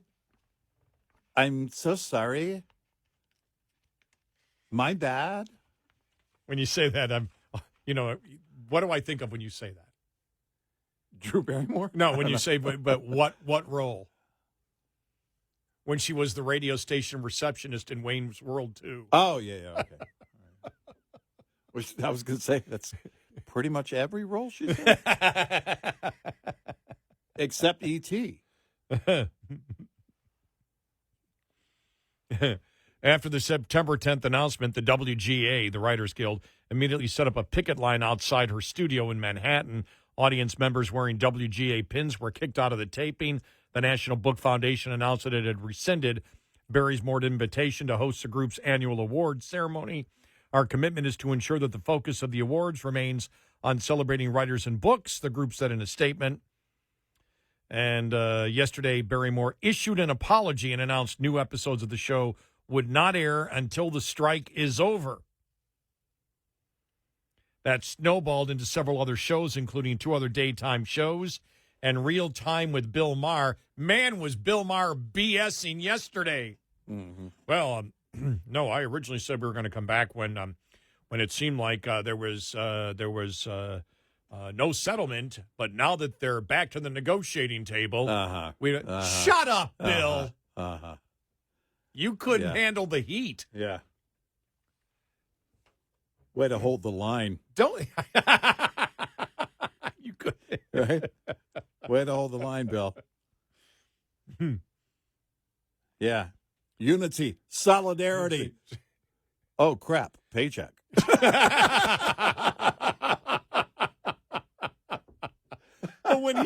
when he said that, I'm like, oh my, stop. Nobody believes you. It's so so disingenuous. Oh no. See, we get the exception. As far as I know, because I'm not watching it, maybe Kevin Tober can tell us. The View's still on the air without writers, right? Yeah. Yeah. Why aren't they getting picketed? Why aren't they getting criticized to the point of being off the air? I think there were some picket lines. Yeah. Yeah. It's just that I guess they didn't succumb to the pressure, I guess. Well, Whoopi and Joy are scabs. Yeah, I guess. Well, they are. Yeah, they're scabs. Because it's not that you have to, we're just not using writers. So what you're saying is the writers don't matter? That's a strong negotiating point. Yeah. Yeah, we can do this without the writers. We can do what they're saying is we can do the same show without the writers. Are they not? Do they not even think? How do they get dressed? Well, it is The View. You're asking for critical thinking skills there? Oh, here's a question. Remember, are hair and makeup, are they part of the union? Get Gene Simmons on the line from KISS. I think he does his own. He still does his own, or did. I don't know if they're done yet. I do my own, Eric. I can't get my voice. I would just like to say that the new KISS album, Kiss Alive 45, will be in stores and online at kissarmy.com Speaking soon. of 45, just inside radio stuff. Yeah. WKRP began 45 years ago yesterday. All right. All right. Oh, I do remember the episode. They tried to get a union shop. Yeah. There was an episode where WKRP tried to get a union shop. Yeah. Yeah, I do remember that. Yeah. They were trying to go from minimum wage to 10 cents above minimum wage. When you were the 14th ranked station out of 16, you didn't have a lot of bargaining power. Howard Hessman, though, nailed the character. I worked with a couple of Howard Hessmans. I've worked with almost exclusively Howard Hessmans. You know, the thing is, though, because I was having a discussion with some people yesterday in radio, the one thing that it did, because I started out in, at smaller radio stations, but I will say this, and I was more, when I got into radio, within a couple of weeks, I ended up being the program director. And I was young, and my hair was wild, and it would have been in 83, and KRP had just finished. Mm-hmm. And some on my staff called me Andy. Mm-hmm. But I also did the morning show. Yeah, right. But I do remember, now I will say that the places that I worked where I wasn't the boss wasn't like KRP, because I worked for idiots. Mm-hmm. But my management style was always, we're going to do this. We're going to have fun. And if I'm going to hire you, you're going to be good, and you're going to love what you're doing. But it was the fact of, and when you watch WKRP, how everybody seemed to be there all day. Yeah. And I would be there. No, that was the deal back then. I was there all day. Long after your shift was done, and I did. You'd be lingering. You would hang out at the radio station. But that is the one thing of that show that was early on in my first 3 jobs that I had. Mm-hmm. Because the first 3 jobs that I had, I was a program director, then station general manager. Yeah. And even though I was doing radio I was still doing a show the whole time, even when I became a station manager. Yeah. And the owner said, well, I want you to overlook everything, but you're better on the air than a bureaucrat. Yeah. But everybody loved being at the station. You came there, and you knew it wasn't you weren't working at the top stations in America where you were making $1 million salary. It was like a KRP. Nobody was really coming in saying, I want double or triple salary. Everybody sort of knew what it was. They were there. They were there all day. They were just so passionate. Yeah. And they were just there hanging around constantly. Well, and it's that one thing that's the one thing that when I watched that show, It's very Because it wouldn't make sense to nostalgic. an outsider that, time to clock out, you're gone at a radio station. And back then, it was very much the case, to the extent that my wife called me one evening, and at that time, I was doing 3 to 7 p.m. And she called me at about 5 till 7. And she said, "Are you coming home right when you get off the air?" I said, "Well, And she said, "Well, you probably should. We've had a small house fire. You need to come home." I was like, "Oh, well, of course." And that was because she knew I might be there till 8 or 9 o'clock. And it's not that you're necessarily just goofing around. You have production, you have commercials you got to do, you have a number of other things that you might have to do. But you would hang out, and the next person, whoever relieved you, unless it was, and sometimes even with the morning show, but if you did overnights and then the morning show would come on, sometimes you'd hang out even then. But you just hung out with the people that you worked with, that you hung out at the radio station. I have to tell this story because it's one of my favorites, and it's one of the first radio stations I worked at, and it was the place where I was there for 2 weeks, and I became program director. Right. I didn't have a lot of experience, but it was like it's like, okay, I'll do it. And I was probably only there for a month and a half, but I was the boss. Mm-hmm. So I was late it was late on a Friday night. For some reason, it's like midnight. I decided just to drive by the station. There's like 10 cars in the parking lot. Like, what? Yeah. So I go in, and this is when, and you remember this, when the radio station, your radio station would be there, and the antenna is right behind the radio station. Yeah. And so everything was right there. Yeah, the transmitter, everything else. And so there's like back rooms that go to the outside and all that. Mm-hmm. Well, and I know it was after midnight because the overnight guy was on. Mm-hmm. And I go in and I see there's a bunch of people congregated in the back. It's like everyone is an employee. It's sales and all the programming people, and they're all back in the station drinking beer and smoking pot. Right. It's everybody. Oh, so we used to call it a meeting. Yeah, it was like, except the boss wasn't there. Yeah. So Actually, in my case, at least my first job, the boss provided the pot. True story. Not the owner of the station, but the boss. So I go back and I look and I'm just like, you can't fire everybody. Yeah. I remember looking and going, I wasn't here. I didn't see any of this. And I walk out the front. I go home. That's it. You can't fire everybody. It's like you can't. Just everybody try and find a safe ride home or something. Yeah. Let's all pretend tomorrow it didn't happen. Yeah, this did. None of y'all are going to remember it happened, so I won't remind you.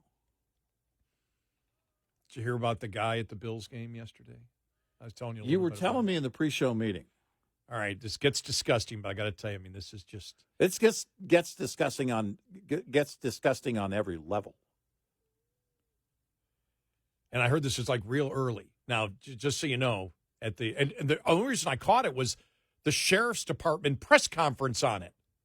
Yeah, since we're talking about people getting wasted. Yeah. Oof. So this guy apparently, because it was a 1 o'clock kickoff Eastern, it was like 11:30. And people are in the parking lot tailgating.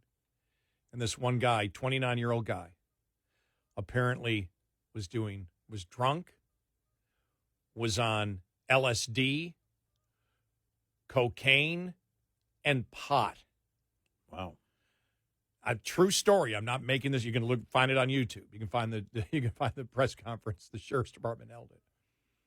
He went in to a porta potty. He took off all of his clothes, went in to the porta potty, jumped in the toilet hole,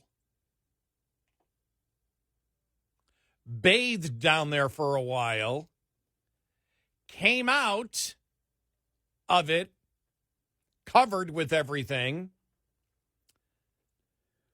Wow. Decided, I'll use Seinfeld language, He was decided not to be king of his castle, or what was the whole domain thing that they had there? Master of his domain. He was not master of his domain in front of the public. The cops came along. He ran, and where what is it? Highmark Stadium is now. The parking lot on the other side of the street is where they're building the new stadium, but it's just a hole. It's like a 75-foot hole. Wow. He jumps over the fence and tumbles down 75 feet to the bottom of the pit. Oh, my gosh. He was arrested, charged with criminal trespass. The only thing I could think of, I don't want to think about what actually happened. I can't imagine. Yeah, I can't imagine watching that. I can't imagine seeing that. I don't.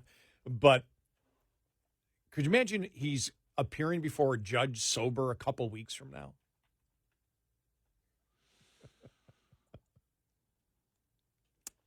Yeah.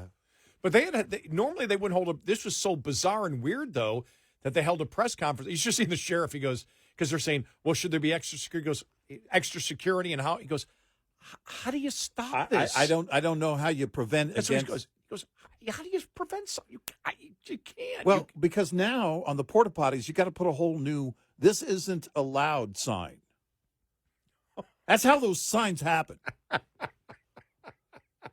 We do not suggest. Yeah. Jumping in. Please do not do the following. And you're going to, why would they put that sign there?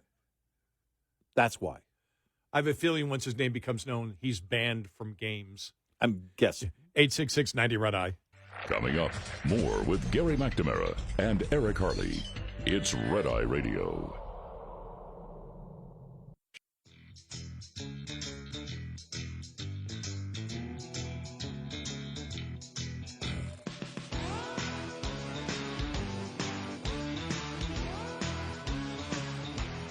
It's Red Eye Radio. He's Eric Harley, and I'm Gary McNamara.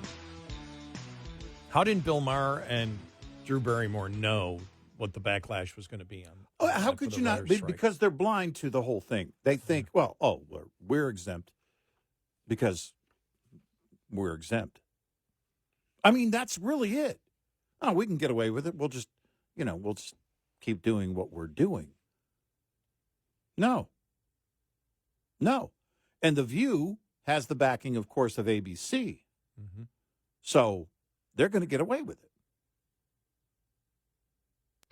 I mean, I'm wondering about all the actors and anybody in the UAW, in the union, the other union, about future appearances on The View to promote their whatever. They're going to go?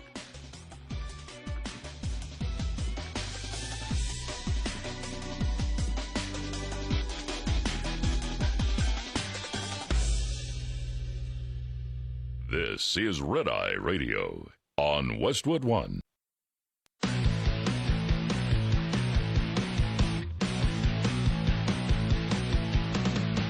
Now, it's Red Eye Radio. Gary McNamara and Eric Harley talk about everything from politics to social issues and news of the day. Whether you're up late or you're just starting your day, welcome to the show.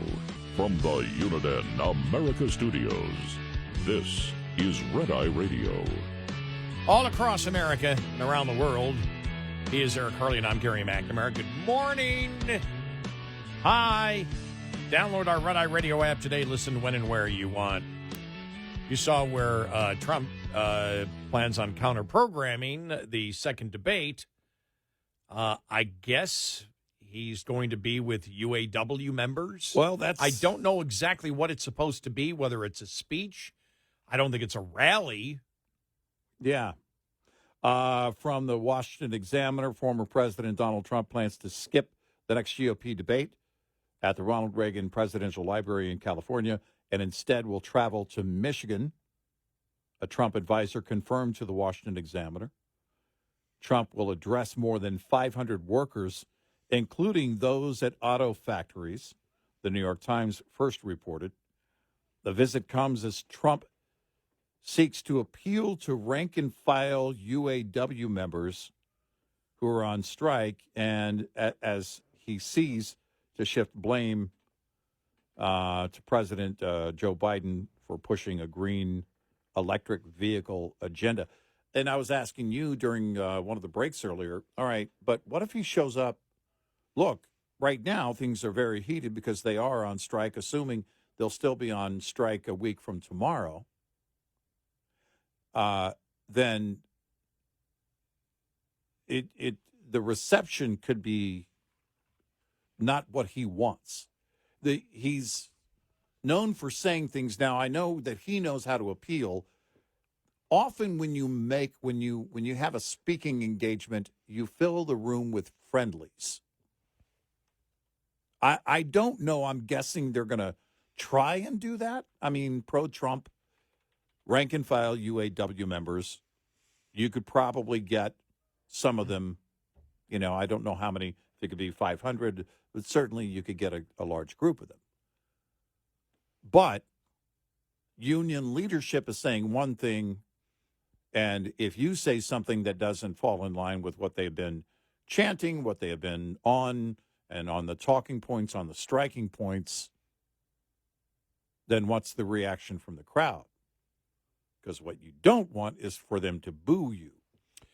You know, it was interesting because I was watching it yesterday. I just happened to come upon it on YouTube, and it was Victor Davis Hanson. And most people, if you're conservative and pay attention, you know who he is. Extremely articulate. And he was blunt. He said in order for Trump to lead and win, he's got to focus on the future of America and not on the stolen election. Yeah. And it's like he doesn't know if it's possible. He said, but in order to win, he's got to absolutely do that. Otherwise, he won't win. And you and I asked the question yesterday, does Trump, because of what he did, what he said on abortion, how he hem and hawed on the transgender movement, the whole 10% tariff thing, which is a Bernie Sanders kind of thing, is he attempting, does he himself believe that, and has his advisors told him, he easily can win the nomination, but he cannot win the general election even against Biden if he runs, and that's why he seems to be lost and all over the place on things. For example, he should have been much more on the liberal transgender movement. He should have been no, because there are already questions about that going back to when he ran the first time, and he was hemming and hawing all over the place. It was bad. I mean, it was bad for somebody that when you look at the cultural issues right now and how the Republicans are passionate about it. And when you look at when you look at abortion, and his saying an abortion, I mean, was foolish. I'll get everybody to agree. Everybody will be happy. Stop it. It's the ridiculous. exact reason as to why they can't take it up on Capitol Hill. Right. And so I was wondering, because he does have an opening here from what they just said about the green EVs. Oh, yeah. He has an opportunity. He's right about that. He has an opportunity to go before union members and say, look, you're union and you want union benefit, and if you want union benefits and the traditional union benefits, you've got to have a profitable company. Now, if you're going to be intellectually honest, you just can't blame the company. Right. You have to say your union leadership has for years endorsed Democrats who wish to kill your jobs. Right. Is it time for a Republican to say that? And can you say that in that setting? Before union members? You might be able to. I guess we'll see. I think the rank and file, look, because the entire thing is, and the union, we know we've had union members call us. We've had UAW members call us here in the last month. They know their jobs are doomed if they follow what the Democrats are saying. What we want you to do is produce a product that Americans don't want, that the company can't make a profit on, even with the subsidies that we give you. Well, And there's the needle you have to thread. yeah. You have to be careful about when you're talking about profits for the companies.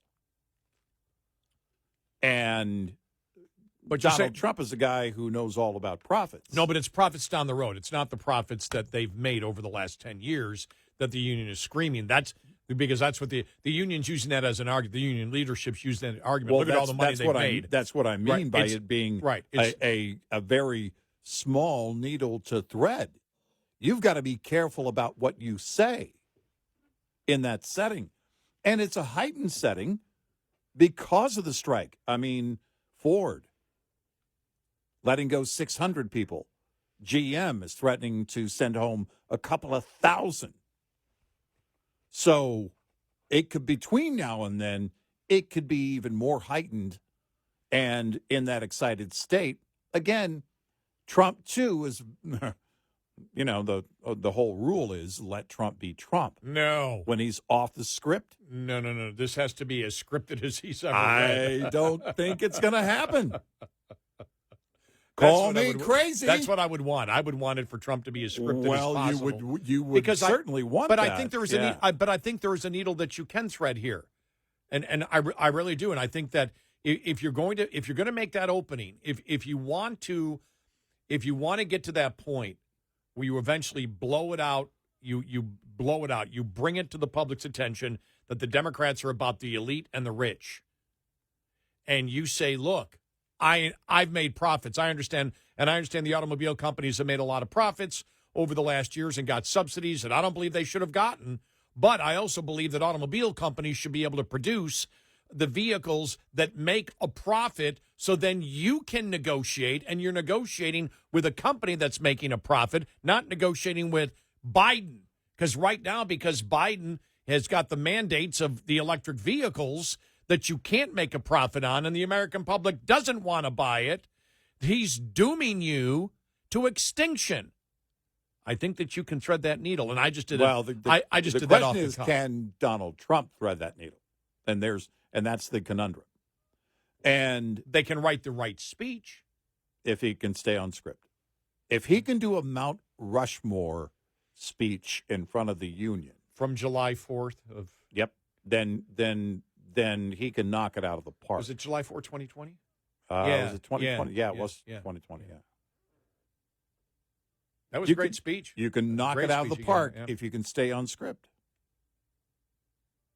And you have to be careful because there are a lot of intricacies, that are, because a lot of the rank and file union members, I saw one report yesterday, where some of the union members were saying, well, these other foreign automakers get this and this and this and that. And so, you've got to know what's going to hit. And that is getting back to threading that needle. Or you've got to be on point and stay there. Or he could be completely and totally protectionist. Could be. That we need to protect the union jobs, and if I'm elected president, we'll put a 50% tariff on all foreign-made vehicles, whether they're made outside the country or inside the country. You would get a never-ending applause from that, from the rank-and-file union members. But all he's doing then is making a promise that he can can't never deliver. fulfill. Right. It won't happen. No. Because the moment you do that, then the moment the exports start going away, and there's the problem with that. During the 2008-2009 domestic automaker crisis, they were bleeding cash and would have been gone long before they got the government handout and bailout, if not for their foreign arms. Well, as we mentioned the other day, the top 10 automobiles, except for Tesla models, that have the first four. And that's because of subsidies, and they're not selling a lot. And Ford and GM rely on foreign sales as well to get the job done. But after that, after Tesla, the rest in the top 10 are all foreign car makers that are more American built. So he may be able to make that. He may be able. Well, you can make the campaign promise, but it doesn't. It doesn't go anywhere. It's empty. It's not going to happen. But it doesn't have to happen on that night. And that's the thing about campaign promises is that as conservatives, we want you to follow through. If we like what you're promising, then we want you to follow through. But in a setting like that, you just have to pretend that you can do it, or you have to tell people that's what you want to do, and that's where your mindset is, and people will applaud you. That's where we are politically. And it's quite unfortunate, but it is a very real scenario. 866-90 Red Eye. Hi, I'm Jen Loomis, a transport safety expert at J.J. Keller, and I'm here to share a tip on compliance, safety, accountability. Compliance, Safety, Accountability, or CSA, is the FMCSA Safety, Compliance, and Enforcement Program. Its goal is to hold motor carriers and drivers accountable for highway safety and to reduce crashes, injuries, and fatalities on our roads. CSA does this by assessing the safety performance of motor carriers and drivers based on data collected during roadside inspections, crash reports, and FMCSA investigations.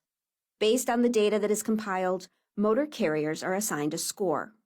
The carrier is then grouped with other carriers who have had a similar number of safety events. Carrier scores within the group are then ranked to determine intervention priority. Low scores are better, so carriers with the highest scores are those that are most likely to be targeted for intervention by the FMCSA. Interventions range in severity and may include warning letters, roadside, off-site, or on-site inspections, civil penalties, or operation out-of-service orders.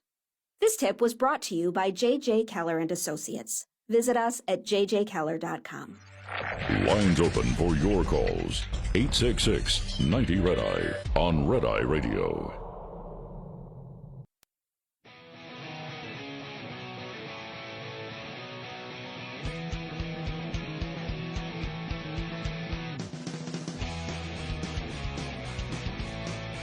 It's Red Eye Radio. He's Eric Harley, and I'm Gary McNamara. All right, I did find the audio that I saw yesterday on YouTube. Now, it seemed like it was that it's all presented as if this came out just 2 days ago. But he, in it, Victor Davis Hanson talks about inflation going from basically 9% to like 8.5. I don't know if he meant 3.5 or whatever, because it seems like this is pretty current. But I just want to play what he had to say, because whether this was 9 months ago or whether it was now, it still applies for the situation that Trump is in right now. But here it is. He's got two choices. He can be a tragic hero and say that I had some personality excesses. People called me crass and crude, but I got this agenda. We were successful, and now I paved the way for a new Republican Party. But the very Sturm und Drang of that process made me unelectable, or maybe not going to be the right, and I'm going to ride off in the sunset and rest on my laurel. Or if he wants to say current, then he's got to shift attention from himself to the agenda. I know that he has great confidence in himself, but he can say that I gave you this agenda. And everybody seems to agree that we have to restore the industrial capacity of the United States. We've got to be tough on China. We've got to have a border that's secure. Joe Biden blew up immigration law. It doesn't exist in America on the southern border. Nobody's talking about gasoline prices, because and their way of thinking, if they've gone up $3 and they went down 50 cents, that's a cut, but they're still much higher, and people know that. Inflation went from 9.2 and now it's 8.5, but 8.5 is extraordinary. The Fed is going to tighten up. People are still, this is the anniversary week, last week was, of the Afghanistan debacle. So they don't want to talk about those issues, so what are they doing? So we had the January 6th commission, of which there was no Republican on the committee who did not vote to impeach Donald Trump or who had a political future. If he takes the third alternative, and that's what you hinted at, and he keeps dwelling on the injustices that were done to him, he's kind of like a Sophoclean Ajax, where the entire play is about all the wrongs that people did to Ajax, all of which were legitimate criticism. Everything he says has legitimate grounds, but it doesn't matter now. The matter is the future of the United States and the world. Yeah. And so It really is yes, that big, isn't it, yes. Victor? The problem is he's put himself into a paradox where the effort to get justice, even if he were to achieve it, would be such a distraction and such controversy that his agenda would be overshadowed. And there's people all over the United States that need that agenda. And so Donald Trump is going to have to decide which is more important to him, to be the leader of the Republican Party and to look ahead and not to do what he did in 2020 when he fixated on the election. He let the Georgia races, the 2 Senate races, sort of, he basically told his supporters the vote won't be valid. And then the independents, he seemed to be distracted, so they elected 2 neo-socialists in Georgia, of all places. And so that should have been a warning. And so he's going to have to get that message to barnstorm the country and help these candidates and not talk about what happened. And if he doesn't take the responsibility to run on the agenda and to make sure that other people other than himself win this time around, I think he's going to be in real trouble. There you go. So I don't know if that was done a year ago, because he mentioned, he said inflation 8.5%, and then he related to the fact that it was the anniversary of Afghanistan. So was this a year ago that he did that? This was actually done. It just was released 2 days ago. So, and I saw this yesterday, but I thought whether it was released a year ago or now, it's still applicable. Yeah, and those are the things too. Is that 2016 Trump was not about Trump. No, he wasn't. But now it is about Trump and the injustices. And if you make it about yourself and not about the nation, because there are 2 things in the 2-tier justice thing. And you say, okay, 2-tier justice system, what you can launch from is if they're willing to go after a guy like me, as high profile and as a then president and now someone who is again running for president, they'll come after you too. That's where you can parlay that and connect with the people that the DOJ has been weaponized, that the president is even weaponizing the DOJ after his own son, clearly, with the latest indictments. But no, you can talk about the FBI being at school board meetings in the parking lot and being told they have to take down the license plate numbers of people who attend these school board meetings and the weaponization of the DOJ. But as long as you make it about you, people aren't as interested. They want to know what you're going to do for them. It is about them and about the future of this country for conservatives, which it has always been and should always be. And that's how you have to parlay it. And you have to take that same attitude as you had in 2016.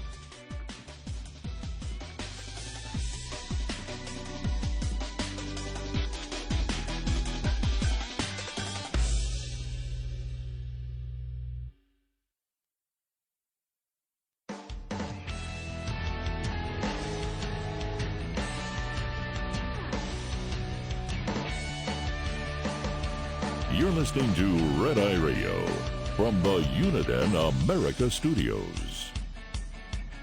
And he's Eric Harley, and I'm Gary McNamara. Good morning. Download our Red Eye Radio app today. Listen when and where you want if you can't listen live overnight. And thank you. Still trying to explain an app to Dad yesterday. Like, what's this whole app thing you talk about? Yeah. And I've showed it to him on my phone. He just forgot, Yeah. Like, so they can listen on the app, huh? Yeah, they certainly can. Yeah. When? Whenever they want. Really? How? It's like, Well, my dad is upgrading his security cameras and was like, all right, I don't like the app for this one as much as I do the app for my old one. Because he's shopping. He's like, Okay. What do you think? And I'm like, well, I mean, it depends on what you want out of it, what you're trying to get. And he goes, it was, what I liked about it was that I could sit in my chair and where they live, they're in this cul-de-sac. So they don't have to worry about setting their security cameras because you have the sensitivity is everything on motion detection, right? So if it's automatically launched and recording based on motion detection, well, every car that goes by, right? Every cat, every squirrel, whatever, and then you got to set it accordingly. Well, with them, it's a cul-de-sac. So it's only the neighbors or the mailman, or the UPS guy or the trash guy. It's very few. So I was like, you're kind of in that situation where you have that luxury of setting it wherever you want it, but, it can't be, you can set it to the lowest sensitivity if you want. And he was going over that, and he goes, I wish they would, all have the, and I said, I know exactly where you're going. Well, it's the proprietary thing between one or the other, and that stuff drives me crazy. I was last time I saw my dad, we were just using the remote control for his sound bar, and I was telling him that for my surround sound system that has the sound bar, the big woofer, and 2 back speakers that are wireless. I told him, well, except for the volume that I can control from my TV remote, like you normally would, you can hook it up. I said, everything's controlled off an app on my phone if I want to fine-tune it. He says, you mean you need a phone, a smartphone, to run your surround sound system? And I went, yeah, to set it up. Everything really goes through the phone. He says, so you're almost forced to buy a smartphone. Well, you're not, with all the convenience you get, it's not really being forced anymore because you can get everything done there. And my father, who's 97, that I never thought we would get on the computer. And I realize now at 97, it's probably as far as we're going to go. Yeah. It's going to be the computer and he's all over that. And on TV, with his remote, he knows how to get to, YouTube. So he's watching all of his, he's looking for content. So my 97-year-old father's looking for content when he wants it and his specific content, which is wonderful, which I just like. Well, that's, and I was thinking about it the other day because the brand of TV that I have in my bedroom, there's an app that you can control the whole TV from, but the TV doesn't have a headphone jack. So when I'm watching news reports, I wear headphones so that I can hear everything. I don't have to rewind it if I didn't hear what they were saying. I couldn't make out what they were saying. And so I keep closed caption on and wear headphones. Well, the TVs don't have headphone jacks anymore because that's archaic to think about. What would that be? Like a 9-foot cable, going all the way to my headphones. And I don't have wireless headphones because of the brand that I prefer. They're cheap ones, and they're the same ones I'm wearing right now. And I can just plug that in, to a Bluetooth speaker, and the Bluetooth speaker is hooked up, right to the TV, or the app on my phone for that same TV. I can just plug my headset into my phone, but the proprietary stuff is what really just irks me. But what you need is the Android version you need the Apple version. Well, it's only available in the Apple version. It's only this. And I'm like, no, stop. I don't need it that badly. And that's the thing is that, because your dad kind of hits on a point. Well, wait a minute. What in our life right now? I love the technology. Absolutely love the convenience. And with what we do, wouldn't be able to do this job without it. No. Because as you're searching for certain things, and you and I just get curious and we'll just look up certain things and do research that way, then the phone is also feeding us with news alerts and everything else and all this that's coming across from those apps and from email and from feedback and from social media and everything else. So it really is required.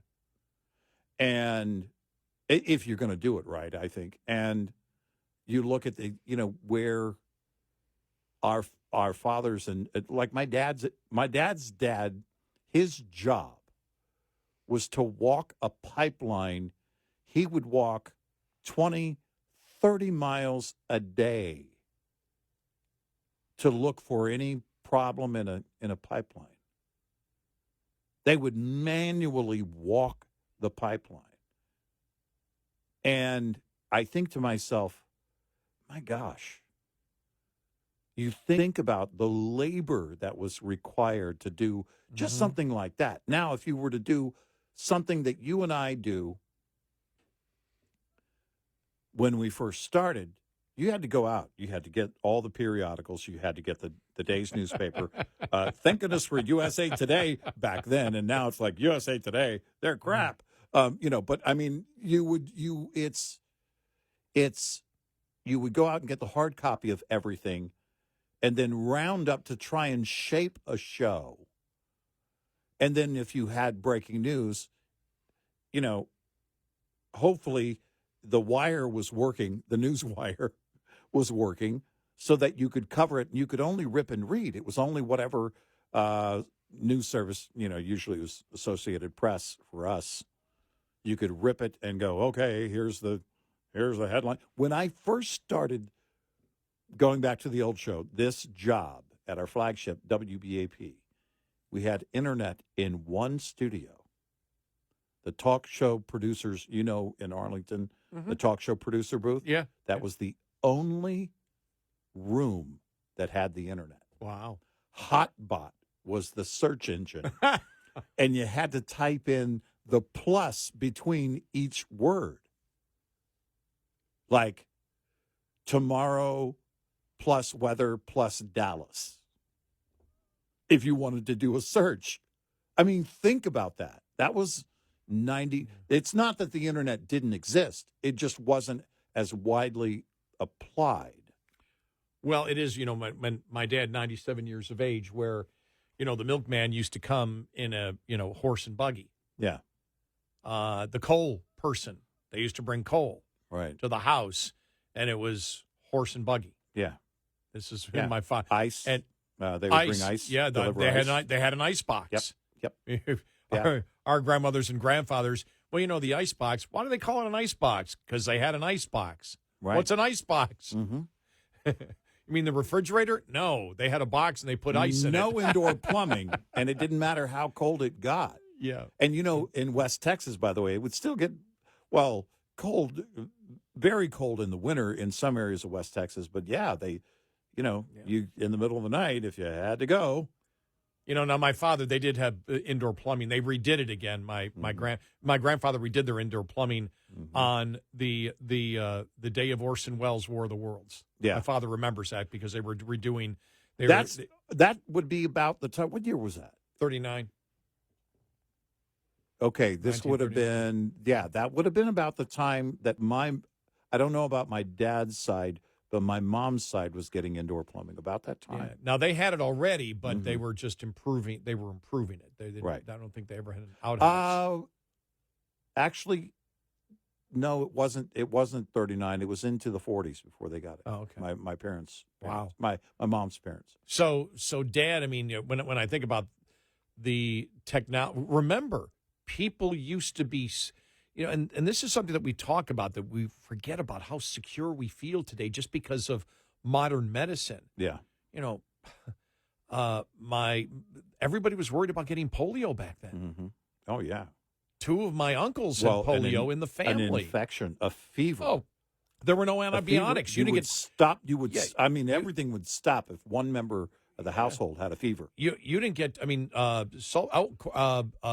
quarantines. Oh yeah, you were quarantined. Yeah, sure. But the sulfa drugs didn't come to what, right before World War II, and then you had penicillin at the I think tail end of World War II. Yeah. Before you had those drugs, you could die of very simple things that we don't even worry about today. It's not not even something that ever enters our mind. So when it was funny, because last time I was there, I was showing. I was first telling him a couple days before, and he goes, "You got to show me it." Because I was telling him, "Oh yeah." He was asking me. He says, "Well, how do you know if your cat's all right when you're gone?" I go, "Well, I watch it on my cameras." Well, how do you know if somebody comes to your door? Well, I got a camera on in the front door, and it records. And you can actually talk to them, and you can. And I said, and I said, so then I can go back and I can look, and then I can zoom in. Mm-hmm. So if anybody's there, I know. And I said, well, and then I started showing him, here's the back pool. He goes, how many cameras do you have? I go, lots of them. Yes. And he was just amazed. But he goes, but I heard you say that, that the cat used the kitty litter. You were telling it to your sister. I go, well, yeah, it's on the app. The cat used the kitty litter at 12:02. The cat was in there 1 minute and 30 seconds. It went through the cycle and cleaned everything, deodorized it. So it's, it's all ready to, and he's just like, he goes, then you've got like everything on that. And I said, yeah, let's check the temperature in the house, make sure the air conditioning's working, because it was still hot back then. We were still in the 100. I said, let me check. Oh yeah, the air conditioning's working very, very well. I got the house at 78, which the cat likes it a little bit, warmer, so it's there. Mm-hmm. He was just, he says, so you couldn't survive without your phone? I said, yeah, I could survive without it. But the convenience that yeah. create the efficiencies is where it really starts to matter. Yep. I remember my I have LED lights all around the house to highlight. You can and they go like 20 different colors. I have 7 lights around the house. Right. So if there's ever a power surge, I'll get the notification power surge, and I'll look, and they all go to the absolute whitest light, and then I can sit there and just, put my cameras, if they're in night mode, because I keep some of my cameras in night mode just because for some reason, they don't kick off. If they're in color, they just don't kick off to night mode sometimes, so I keep most of them in night mode inside the house. So I have to look at it and go, okay, let me put it in color. All right, let me adjust that one. And my father watched me do that about 6 months ago. He goes, my God, you can do everything with that phone. I went, just about. All the smart bulbs, my front porch light is a smart bulb. It doesn't even have to, the switch doesn't even have to be smart. And all these things. I was shopping for a microwave, I think it was last year, when my 21-year-old microwave went out. It was made in March of 2000, so it was older than that. It was about 22 years old. And I was shopping for one the right size to fit right where, it's built in. So I was shopping for one, and they had smart microwaves. It will tell you when it's done. Where are you going for 90 seconds? That's a great stand-up comedy line there. Where are you going for that? Washer and dryer, I understand. Hey, that load is done, time to switch it. Yeah. The oven, I get it. A microwave? Where are you going for the next 30 seconds? What are you doing? That's great. Seriously. 866-90-RED-EYE. Get in touch with Red Eye Radio, toll free at 866-90-RED-EYE.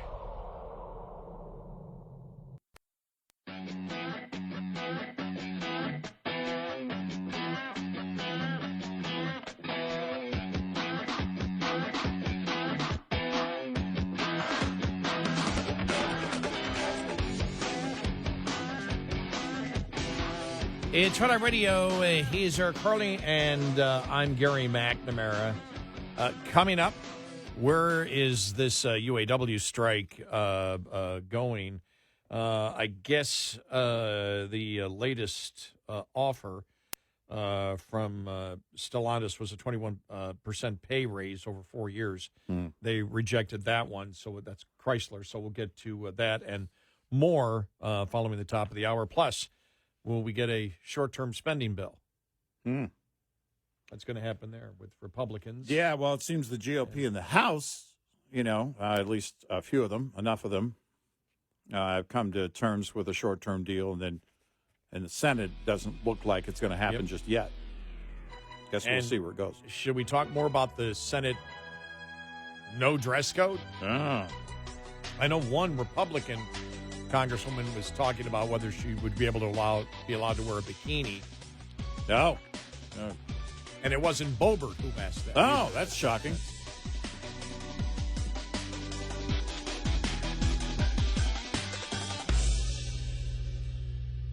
This is Red Eye Radio on Westwood One.